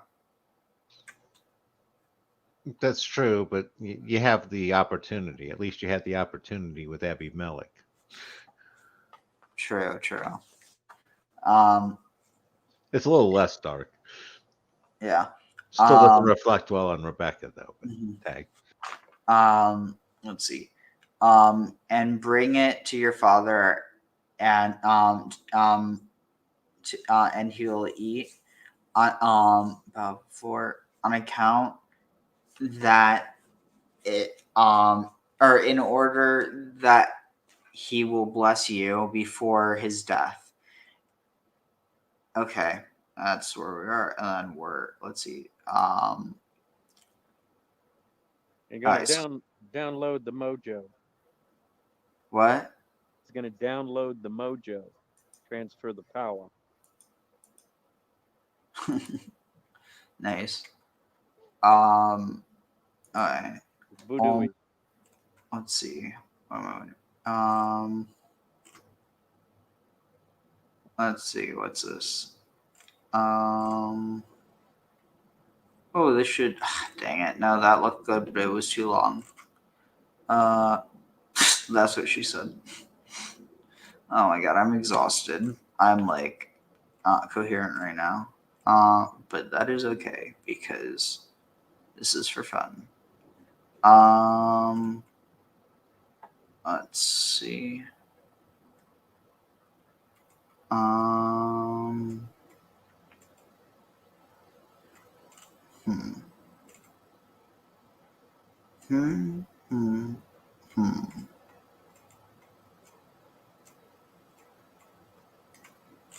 What are your thoughts so far? That of what we've been reading. There was the scenario that that Yaakov is the spirit, she's the body. No. Esau's the body. Oh well, yeah, in that opposition, yes. but I mean, like, yeah, the patriarch, Isaac, being representing spirit tradition, as we were saying, Revka being the body. His choice.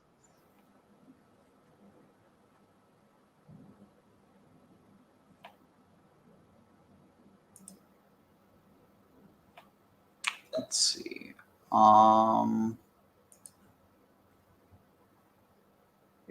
If he thus represents.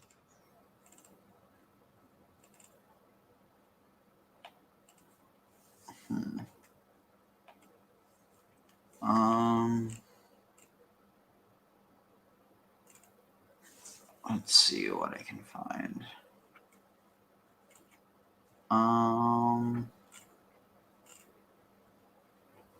And were there detailings of the shortcomings of Esau? Said he was a hunter and warrior. Was he out abusing people, or?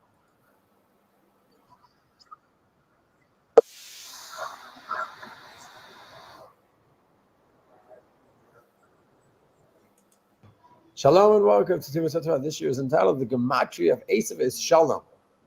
Do the math, it's 376. Esau and Shalom.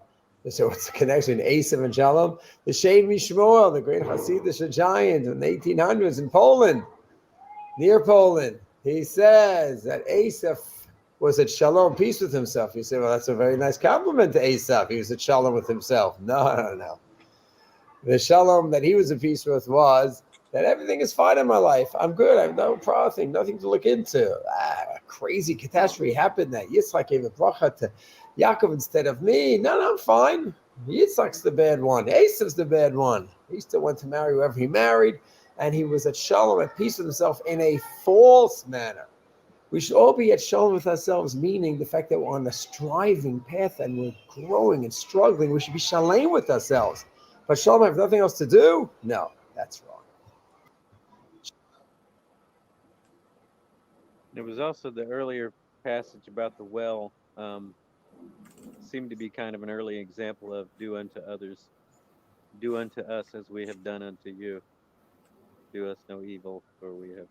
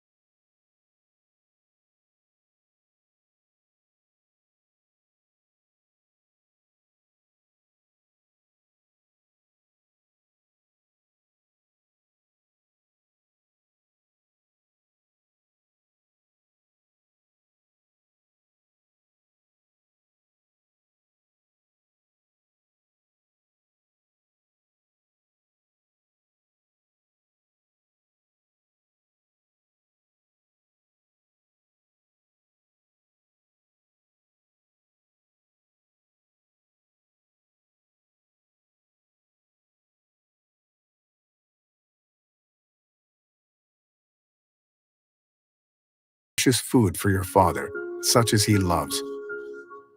You will bring to your father, and he will eat, in order that he should bless you before his death.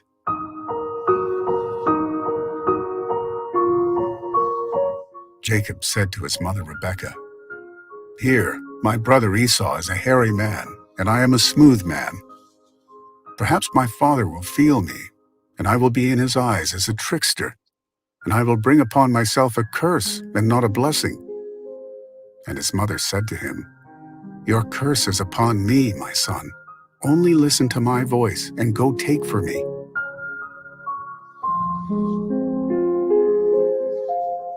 Rebekah took the desirable garments of her elder son Esau, and she dressed her younger son Jacob. And she dressed the goat kid skins on. Wait, it's just reading it. What's the point? We're going to read it anyway, so. Well, that was kind of pointless. What's this?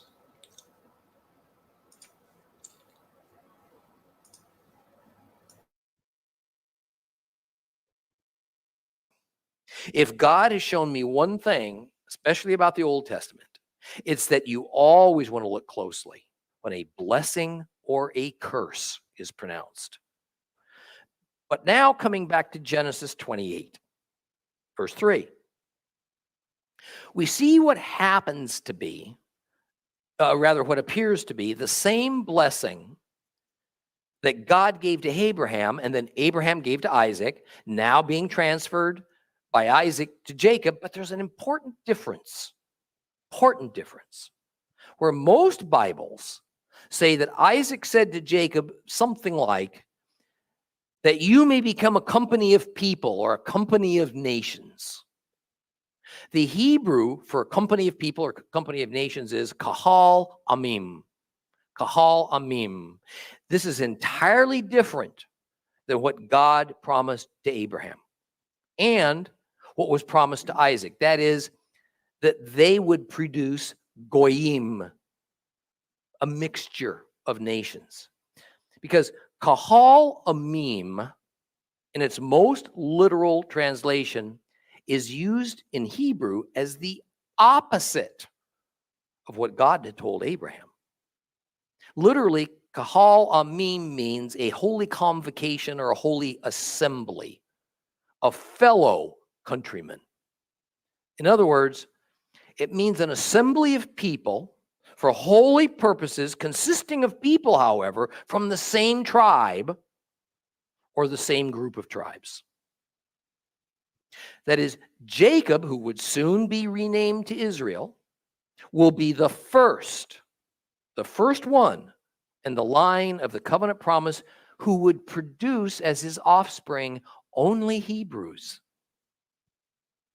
He will produce only nations of Hebrew people, only people who would be called by the time of Moses God's precious treasure. I want to summarize that again so you get it. Abraham produced as children Hebrew and non-Hebrew offspring, just as God promised him in Genesis 12:2, with Isaac being the Hebrew. Abraham's son Isaac then went on to produce Hebrew and non-Hebrew children, with Jacob being the Hebrew. But Jacob now, he will produce only Hebrews, all the tribes of Israel, which is exactly what the blessing of a kahal amim, a holy convocation of fellow countrymen. There's no connotation of holy. Kahal just means assembly. Well, moving on, beginning in verse 6. We are told that Esau observed that Isaac sent Jacob to Mesopotamia to get his wife because his father detested Canaanite women. Poor Esau. He's already taken 2 Canaanite wives, which had greatly displeased his father. And now it's not Canaanite. A misguided, almost comical attempt to make amends, he goes to his father's brother's family, Esau's uncle Ishmael, the son that Abraham had sent away. And Esau takes now an Ishmaelite woman for a third wife. What a knucklehead. But as a matter of fact, as this event is told to us, its future effect is beyond calculation. Because here we have an alliance through intermarriage formed. It bonds the two, think about this, the two dispossessed firstborns, rejected by Jehovah as the possible heirs to the covenant line of promise, Ishmael and Esau. It bonds them together into what will rather quickly turn into a permanent anti-Israel group of nations. It is the alliance and gene pool mixing of Ishmael with Esau who forms the vast bulk of Islam in the world today. Oh, God. And the entire bulk of Arabs. This report of such few... this guy doesn't know what he's talking about. There's mention of Arabs even during the time of Ishmael. So, yeah, because he wasn't. Ishmael wasn't even. Ishmael wasn't even Arab. He was Egyptian and Mesopotamian. I'm gonna say the Arabs claim Ishmael as patriarch, but you're saying they were already recorded at that point. I mean, I'm not saying that they're. I'm just saying that this isn't the. I mean, I guess you could argue that he's making that same claim, that he's just saying that a majority of like modern day Arabs are descended from the. But it's like at the end of the day, I feel like that's just so reductive, because like at the end of the day, there's just as many. What is it? I mean, also this is like highly mythologized. You can't take this stuff too seriously. So, in other words, what you're saying is that Arabs aren't really a So he was wrong about race. saying There's just Canaanite wives never hit they're them. a mutt between the Mesopotamians and the Egyptians. No, I'm saying no. That's not what you're saying. No, that's what Ishmael was. Well, if the Arabs are all descended from Ishmael, then But see, that's the thing. There were Arabs before Ishmael, so how can all the Arabs be descended from him? I don't know. Does the Bible explain that? It's because he ends up in Arabia, and his descendants end up his descendants. He ends up marrying Arabian women. So that's how. Oh, so they take over the Arabian race, and they all become Ishmaelites, and they herd out anybody who's not a descendant of Ishmael. Not so much for about as much as like intermingle.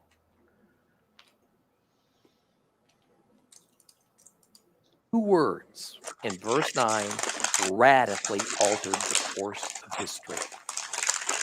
And it set in motion the circumstances that are going to bring about the Antichrist and the end of history as we know it. Sorry, wrong tradition, buddy boy.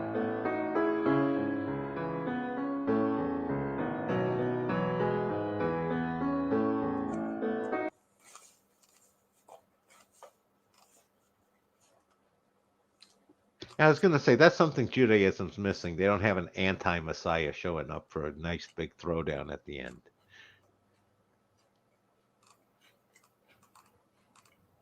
I mean, we have false prophets. Yeah, that's not as impressive as a big heavyweight fight at the end. Much more theatrical. You guys are much more of that fairy tale. Everybody lives happily ever after.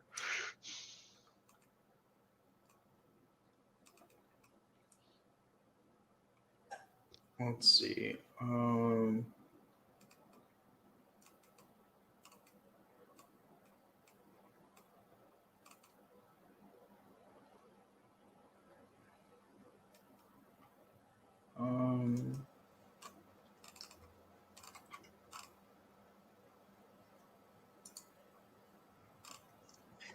Hello.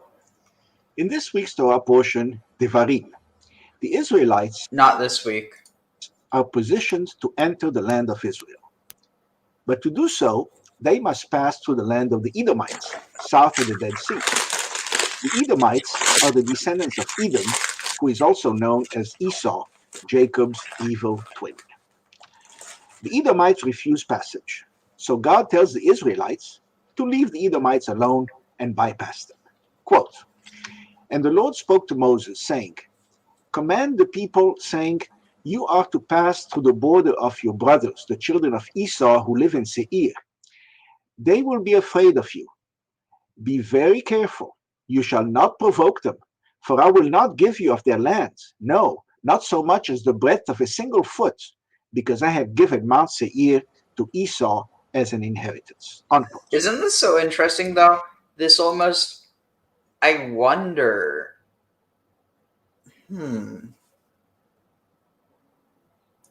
Do you guys know anything about Tushara? That's one of the Arabian gods, right? Yeah, so he was the god of Petra, and with the whole theory that let's see. I thought Petra had like 3 main gods / goddesses.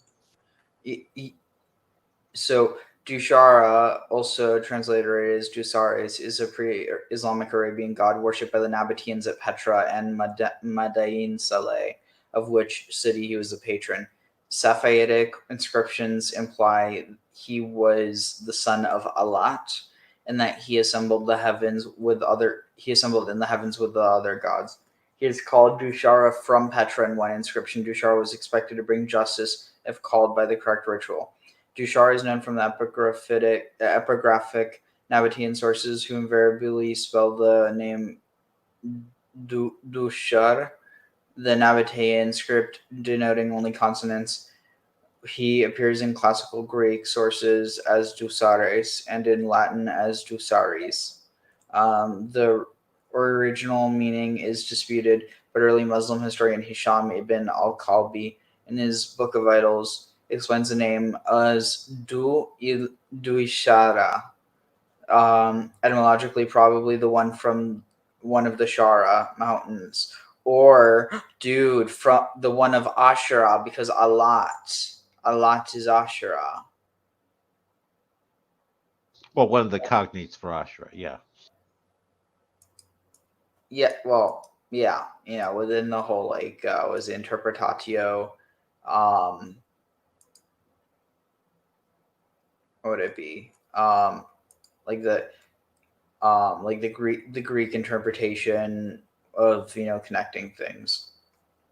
Yeah, Alat, Ashara, Astarte, Anat. Yeah. North of Petra, referring to a mountain range southeast of the Dead Sea, now known as Al-Sharat, or Asharat, or Ashara. Dude, you can't make this up. I think I might be onto something. Well, I've always sat there and said that the Nabateans and Petra have played a much bigger role than anybody is aware of. Yeah, but dude, the part that there's literally a mountain range known as Jebel Mountain. You also have the whole idea of was this Balat Gabal, the Lady of Gabal, or the Lady of Byblos. But here you would have wait, where was it? Dang it was just here. Well, you also have at Petra, you have right across from it the Mountain of Moses. It's running through the Wadi Musa, basically it's the Wadi of Moses.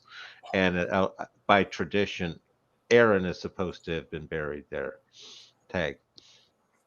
So, dude, this is wild. So,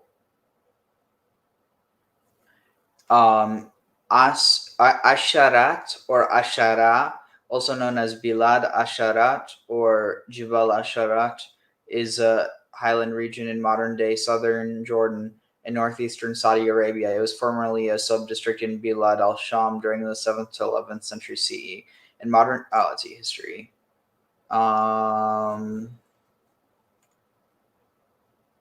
Doesn't really, I don't know. It's interesting. So I'm going to look at it another time maybe. But, so here, look at this. So, this interpretation is accepted by some scholars and compared to other Canaanite gods who are associated with mountains or geographic areas like Baal Lebanon, Baal Hermon, and Yahweh Teman and Yahweh Shomron from Kuntilit Arjrud inscriptions. If the interpretation is correct, Ushara would be more of a title than a proper name, but both the exact form of the name and its interpretation are disputed.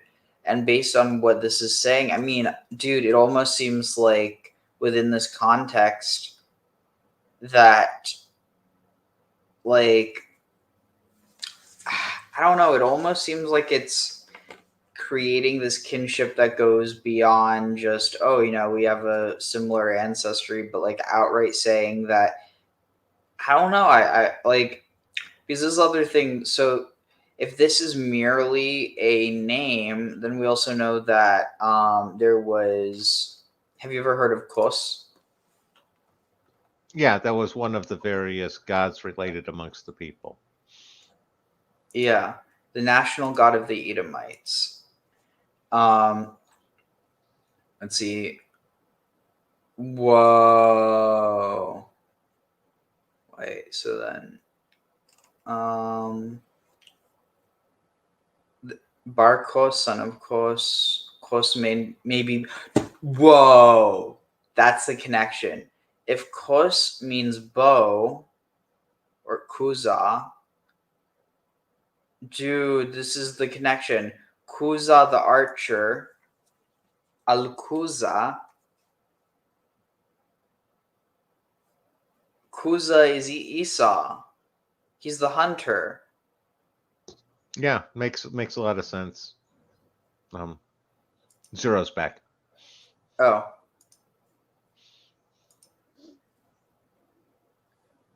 So, you've got a god being made a human. What? Sort of got a god being turned into a human. Esau representing that god. Yeah. Also, so this is interesting. Listen to this. Kostobaros the first, whose name means Kos is mighty, was a native Idumean descended from a priestly family attached to this cult. The cult of Kos. Was after Herod had placed him in command over Idumea, Kostobaros, supported by Cleopatra, eventually tried to prize the kingdom from Herod's Judea. In order to garner local support for his defection, he revived the old cult of Kos, perhaps to get Idumea's rural population, still attached to its traditional gods, to back him. The name recurs in the Nabatean language in an inscription at Khirbet el-Tanur, where he is syncretized with the deity Dushara, so here it's saying Kos is Dushara. At least they syncretize the two, who is represented flanked by bulls, just like Yahweh, seated on a throne, just like Yahweh, while wielding in his left hand a multi-pronged thunderbolt, just like Zeus, suggestive of a function as a weather god. He is also on an altar in Idumean Mamre. Now, Mamre is... Wait, what's this? Identification there. 3 sites are known. So, but yeah, basically this is connected with the story of the cave of the patriarchs. Like, this is really interesting because of the fact that Mamre is apparently associated with a Hasidic tradition as well. I think this really might suggest that there is a co-equivalence between the god of the Edomites and the god of the Israelites. And my supposition about him representing a Neanderthal strain might relate over to that other nation that's being represented. What do you mean? Just a different ethnic mix. Maybe Well, a little more Neanderthal. the time period Ariel's dealing with is about turn of the millennia, right about the time of Jesus, is King Herod. So Neanderthals were definitely pretty much well gone by then. Yeah, they're still around. Europeans are 2% Neanderthal. Well, no, I'm saying that when the basically the European, the Neanderthal hominid species, it had pretty much died out, and what was left had merged with Homo sapiens. And yet for the most part. There are pockets of genetics that, of course, have been diluted further you go along. Anyway. why is God being so protective of the Edomites? Isn't Esau a bad guy? No. One answer is provided in the Torah. Quote, you will not hate an Edomite, for he is your brother. Unquote. Okay, brotherhood is worth something.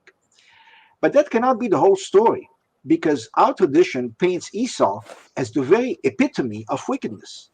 The Talmud says, quote, Rabbi Yohanan said that wicked How is man Esau more wicked committed than 5 Cain? sins in a single day. He dishonored a betrothed. What? I said, how the heck is Esau more wicked than Cain? I don't get that. I think because Cain in some ways was naive. Oh, hey Maya, how are you doing? It's good to see you. Sorry, I'm like half asleep, honestly, at this point. We're about to finish up, but we've got a decent amount of time left. But honestly, I think that it comes down to the fact that like Esau has the perspective of Cain and still chooses to do these things, whereas like Cain almost like he reacts in the heat of the moment. Like it's almost like the difference between premeditation versus. But again, I still think that it's an unjust portrayal of him. It's in order to create a dichotomy more than anything. Yeah, I was going to say Esau's definitely different, but that doesn't necessarily make him wrong. And it's like to sit there and it's the idea that he's somehow wicked in what he does. I can't go with that conclusion. Tag. For that I raise you Judas. Was Judas truly a bad guy? He was only doing what Jesus told him to.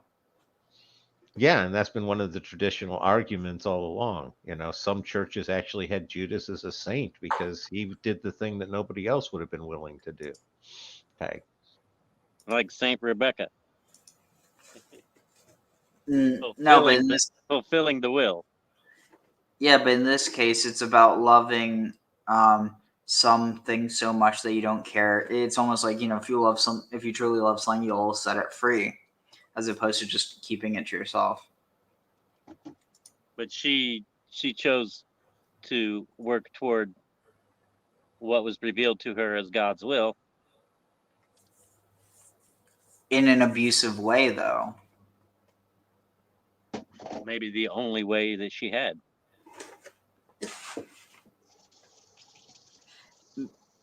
If she couldn't convince Isaac to pass the birthright to Jacob. But see, here's the thing: if that were the case, it would have said that.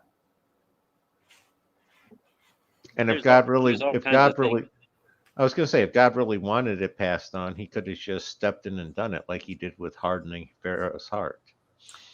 Yeah, that's the thing. It's in and out. Sometimes it's not consistent. And just because something is not included, you can't conclude that it wasn't or is, Yeah, no, I think it's entirely fair to sit there and say that, the portrayal as we see it doesn't speak well towards, Rebecca as a wife or as a mother for Esau. Tag. It also, the clarity of the God, like if that's the will, then why isn't it conveyed directly to the patriarch, as with, telling Abimelech don't sleep with her? I mean, at any point there could be direct intercession. Yeah, and it's not like Jacob received the vision and he was, yes, I'm the blessed one from God. He's getting that all from his mother. Tag. Maiden. The Bible says that it is an angel that speaks to her, an emissary, a messenger of God.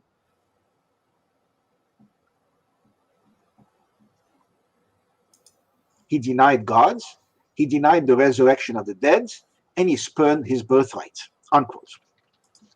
The Talmud says, quote, Rabbi Yohanan said that wicked man Esau committed 5 sins in a single day. He dishonored a betrothed maiden. He committed a murder. He denied God. He denied the resurrection of the dead. And he spurned his birthright. Unquote.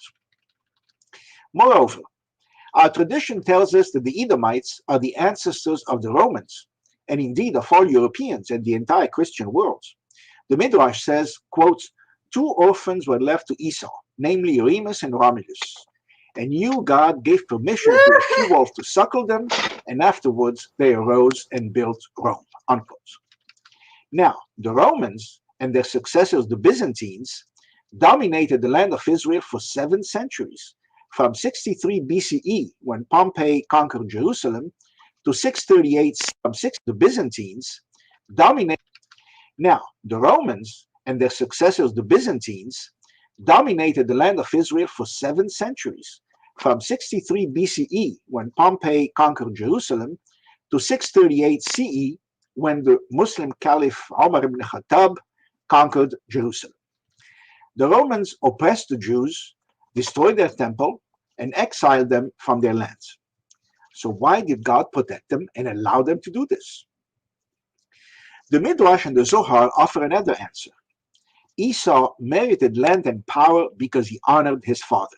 The Midrash tells us, quote, Rabbi Shimon ben Gamliel said, all my life I attended to my father's needs, yet I did not do for him 1/100th of what Esau did for his father. I used to attend to my father in soiled garments and go out in the streets in clean ones. But when Esau attended to his father, he attended upon him in royal robes, for he said, only royal robes befit my father's honor, unquote. Commenting on our portion, Rabbi Yudan says in the Midrash, quote, when Israel came to wage war with the children of Esau, the Holy One, blessed be he, showed Moses the cave of Machpelah, where the patriarchs are buried, and said to him, Moses, say to Israel, you may not engage Esau in battle, because he still deserves reward for the honor he gave to some of those who are buried in this mountains, that is, his parents, unquote. The Zohar adds, quote, Rabbi Yesa said, it is written in Malachi, a son honors his father and a servant his master. Such a son was Esau, for there was not a man in the world who showed as much honor to his father as he did. And it is thanks to this fact that he obtained dominion in this world through his descendants, the Romans, unquote. 5 centuries later, in King David's day, the Edomites attacked Israel many times. Israel was, of course, allowed to defend itself, but God would not allow David to annihilate them or to take their land. In the Midrash, God tells David, quote, I know you can defeat Edom, but I wish to subdue my world through them, that is, through Rome. I need Rome for future generations until the final redemption. Moses, your teacher, already wished to engage the Edomites in battle, but I said no to him, unquote. The Midrash adds, Rabbi Yehoshua ben Levi said, when the Roman enemies came to destroy Jerusalem, there were 600,000 destructive angels standing at the gate of the temple, ready to engage them in battle. But when they saw the divine presence observing in silence, they too made way for the enemy to enter. Rabbi Yehuda Bar Sima said, God saw Esau destroying his temple and remained silent, because Esau still deserves reward for honoring his parents and must not yet be defeated. The Holy One, blessed be he, said, I am paying Esau his dues. Command the heads of all future generations to treat Esau with respect, unquote. This sure is a big reward for honoring your father and your mother. On the one hand, one can almost understand Rome being given power and influence as a reward. But on the other hand, why should this reward include oppressing the Jews for 7 centuries, destroying their temple, and stealing their lands? These are 2 different things. Nowhere in Judaism does it say that part of your reward for anything will be to get away with murder. Nowhere does it say that in civil law either. Sometimes in hindsight, we can recognize that God's plan requires us to suffer. Slavery in Egypt was a case in point. We didn't do anything wrong to deserve it. God simply said to Abraham, quote, know for certain that your offspring will be strangers in a strange land and will be enslaved and afflicted for 400 years. No reason was given. Evidently, God thought slavery was necessary. But why? Many answers come to mind. First, for our protection. Jacob's clan in Israel was an easy target for neighbors. In Egypt, a superpower protected us, albeit to exploit us. Second, to build up our numbers in safety, to build up our identity and community spirit, to minimize contact with the idolatrous outside world, and to eliminate the possibility of intermarriage. Egyptians wouldn't want to marry slaves. Third, to allow God to show the whole world who was in charge by performing flashy miracles when he freed the Jews. Finally, the gratitude felt upon liberation, coupled with the acquired slave mentality, made it easier for us to accept the Torah. Furthermore, our tradition says that all the bad things that evil perpetrators inflict on us are punishment for our lack of observance. But it also says that God does not choose who those perpetrators are. They choose themselves, of their own free will. And as a result for their bad choices, they will be punished for their evil deeds. That being so, how can the Midrash say that God allowed the Romans to almost destroy Judaism as a reward for their ancestor Esau's good behavior towards his father? There's a contradiction there. It's all very difficult to understand. I don't. Do you? Shabbat Shalom.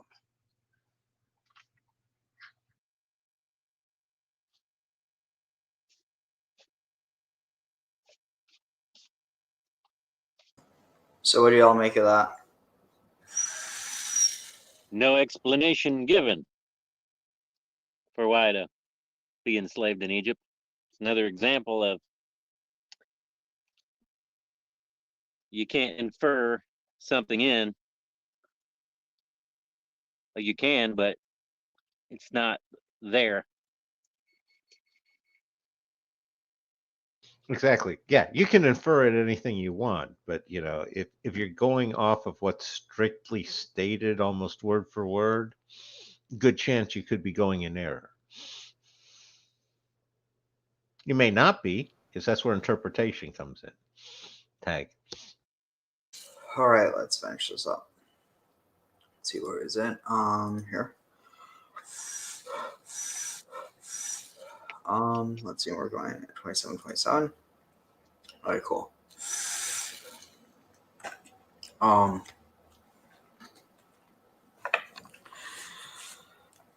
ויאמר יעקב אל רבקה אמו הן עשיו אחי איש שעיר ואנוכי איש חלק אולי ימושני אבי והייתי בעיניו כמתעתע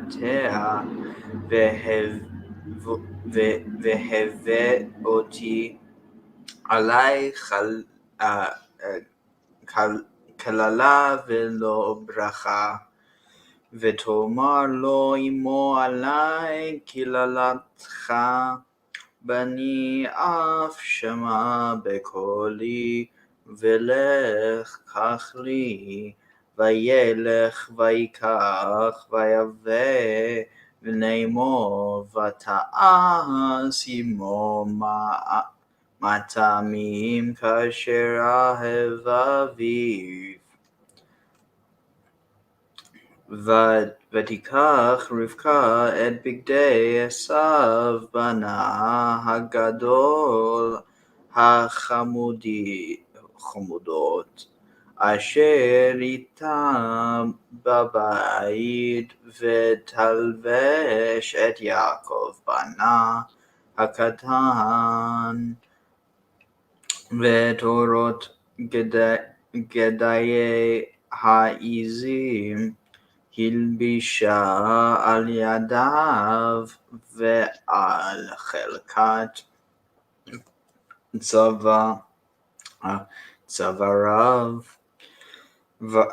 ותיתן את המטעמים ואת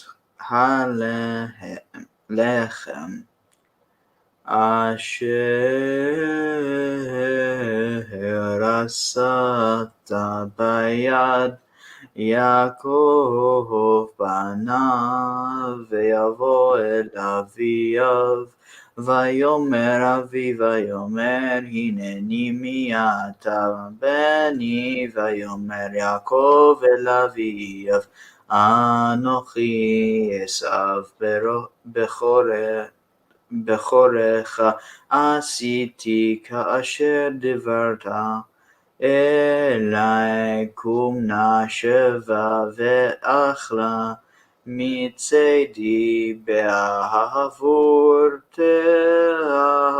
תברכני נפשך ויאמר יצחק אל בנו מה זה מיהרת למצוא בני ויאמר כי קרא אדוני אלוהיך לפני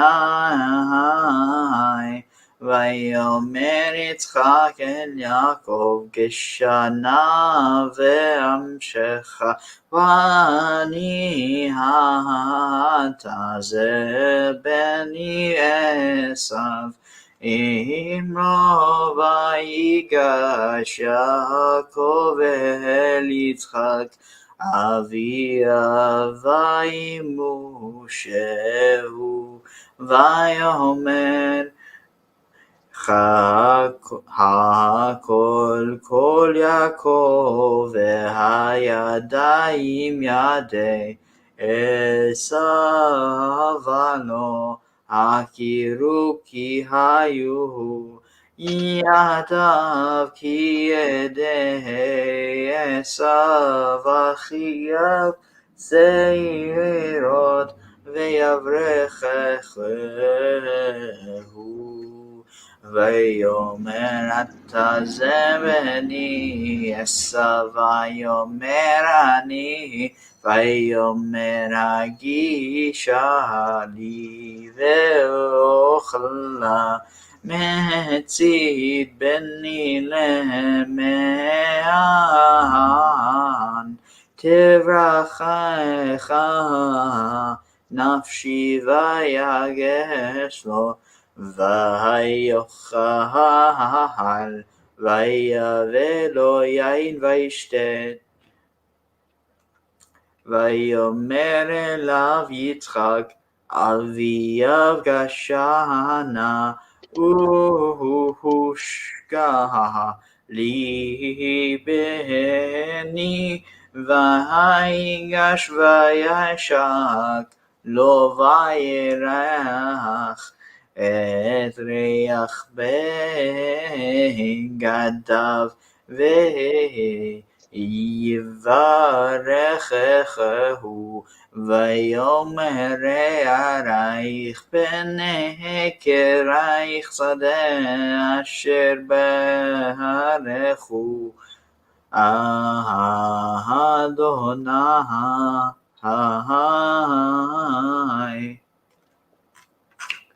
So,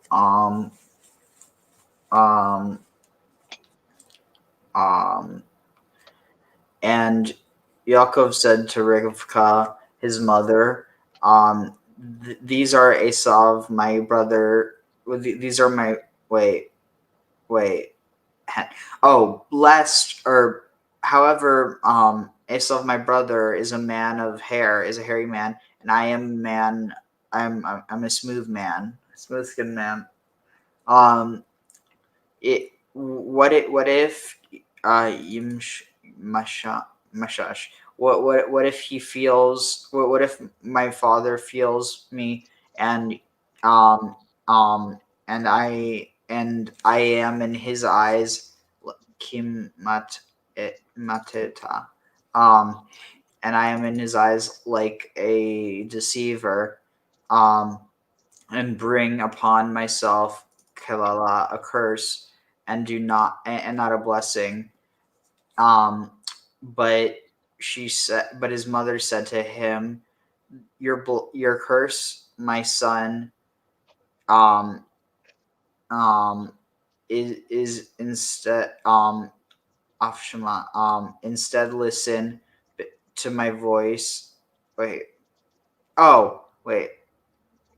Kilotecha bani.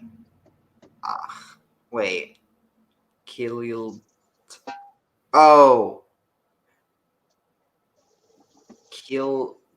Hilaltecha. A lie. Oh, she's saying your curse is upon me. Okay, that's what I was missing. Instead listen in my voice and go and take for me. So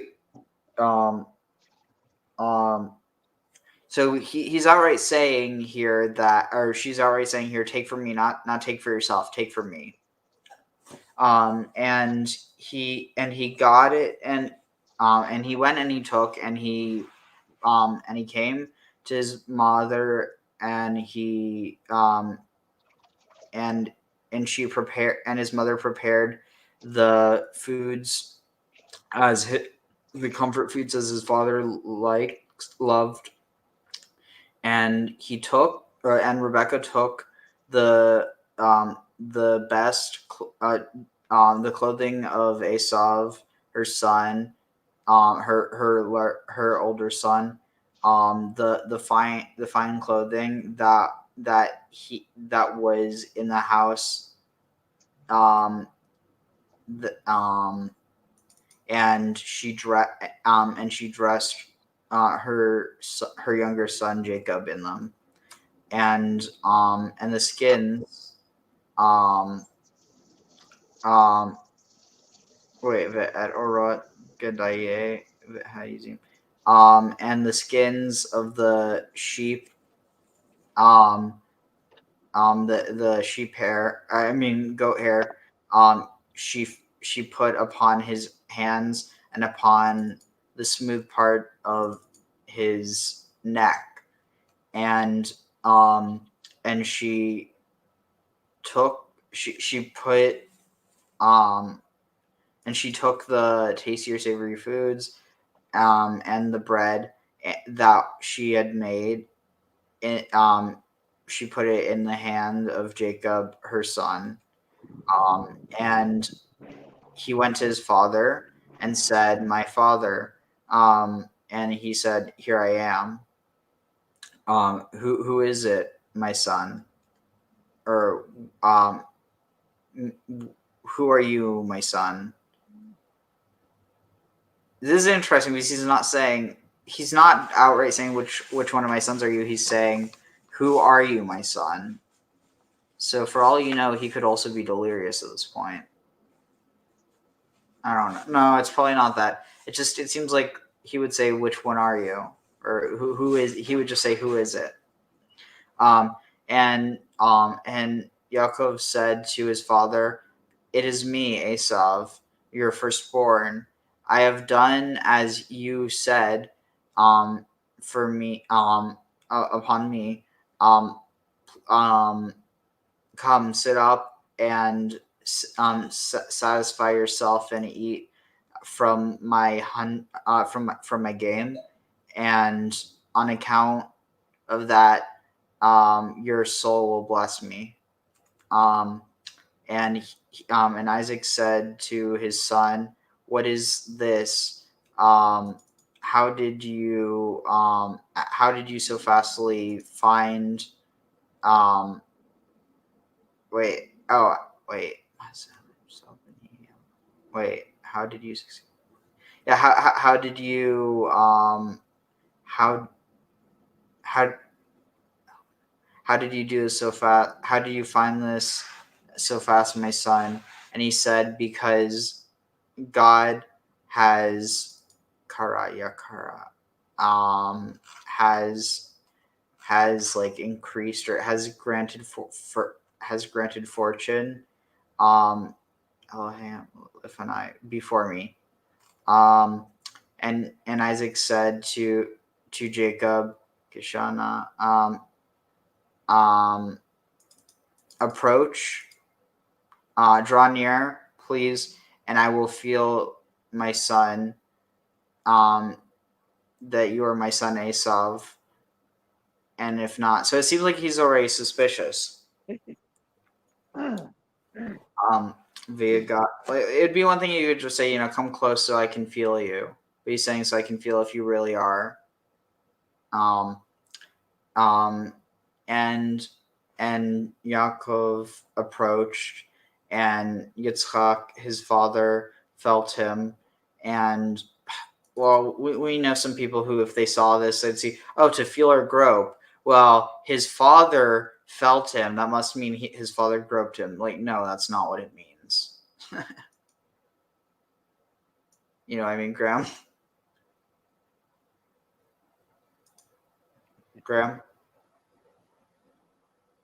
Yeah, no, you were cutting out there for a second. Sorry, I didn't hear. What'd you ask?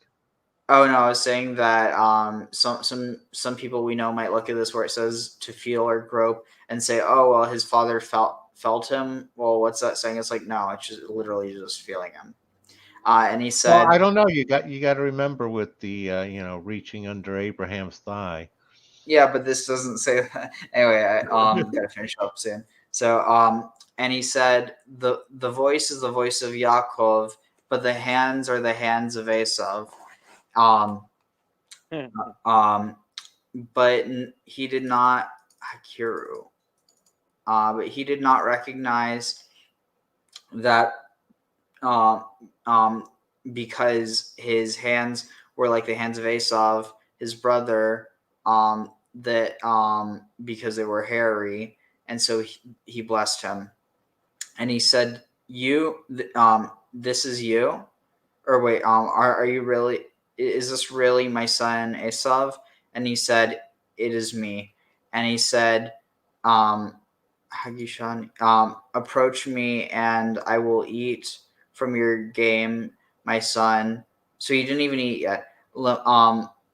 Therefore, so that on account, wait, so that, come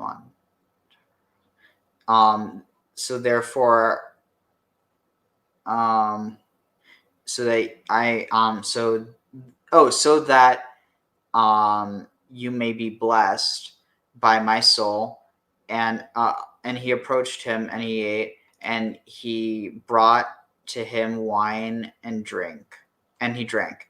And he said to him, and Isaac and his father Isaac said to him, approach now and shekhanli b'ni, and kiss me, my son. Again, some people could take this the wrong way, but it's literally just a father and his son. And he approached and he kissed him, and he smelled the smell of his clothing. And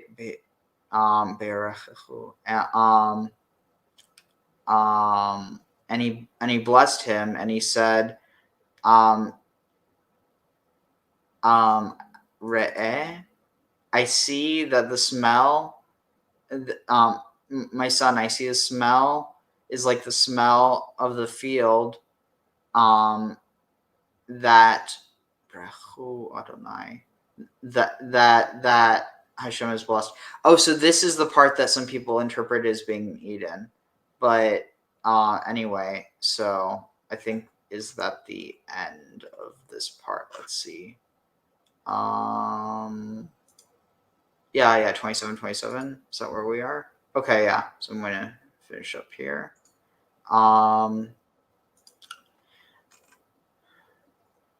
Baruch atah Adonai Eloheinu melech haolam asher natan lanu Torat emet v'chayei olam nata b'tochenu. Baruch atah Adonai noten haTorah. So, any thoughts before we close out? It's a new cologne, musk du Esau. The smell of the fields. Oda Esau. Yeah, no, this is one of those where you can't come away without basically saying that there's a message of deception is okay if you get away with it, kind of thing. And it's an uncomfortable message in the Bible, but given how people operate, you can't say that that's not a truth. Tag. I wouldn't necessarily say that it's said to be okay, because it's like, for instance, you have the story of David and Bathsheba, and like, yeah, you have certain rabbis where they're like, oh yeah, clearly they didn't do anything wrong, and this is the reason why. But on the other hand, it's clearly showing character flaws. It almost seems like it's showing you what not to repeat. But the thing is that message gets lost on a lot of people.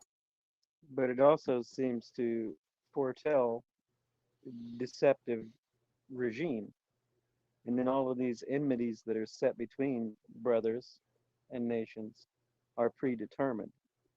I don't know where the free will thing is expressed in Torah, but the tension between free will and what is predetermined and what, the various intercedings of the Lord to at any point, and then like sins visited upon the son of the father, and like being put into slavery, not your fault, all of these things where these people are put into suffering, and not necessarily for anything they did, but to fulfill a broader goal with God.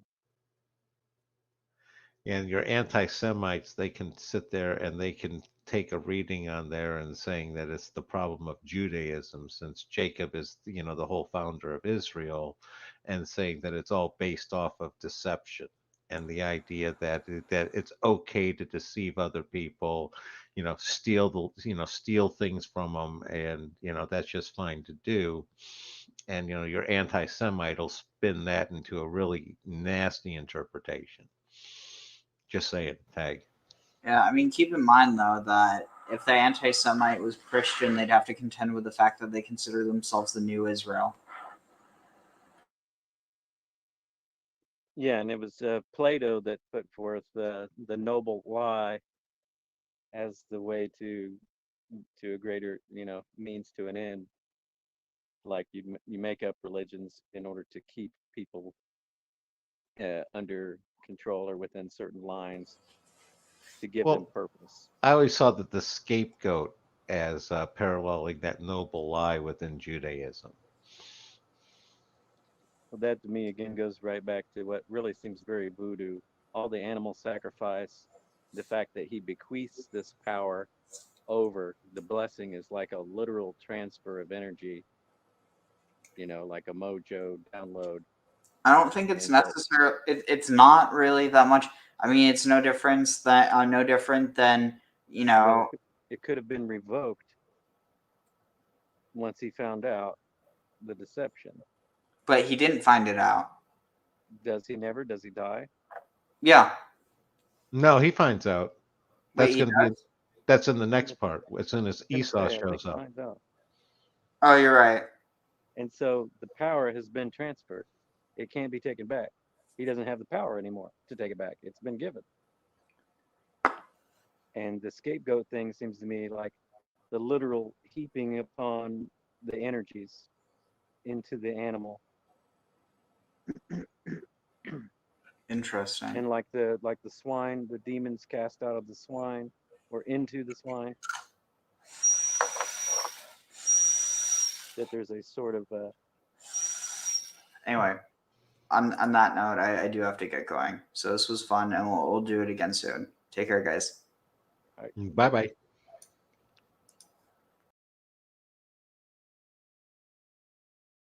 Want to tell the Rebbe the words of the new song that we're singing with Mashiach, right?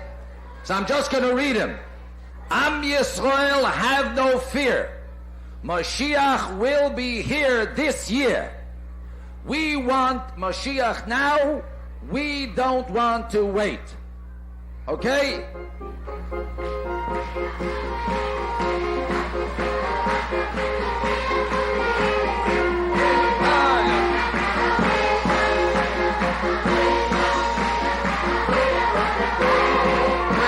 Mashiach now, we want Mashiach now, oh yeah, I'm Yisrael, have no fear, Mashiach will be this year. I'm Yisrael, have no fear, Mashiach will be here this year.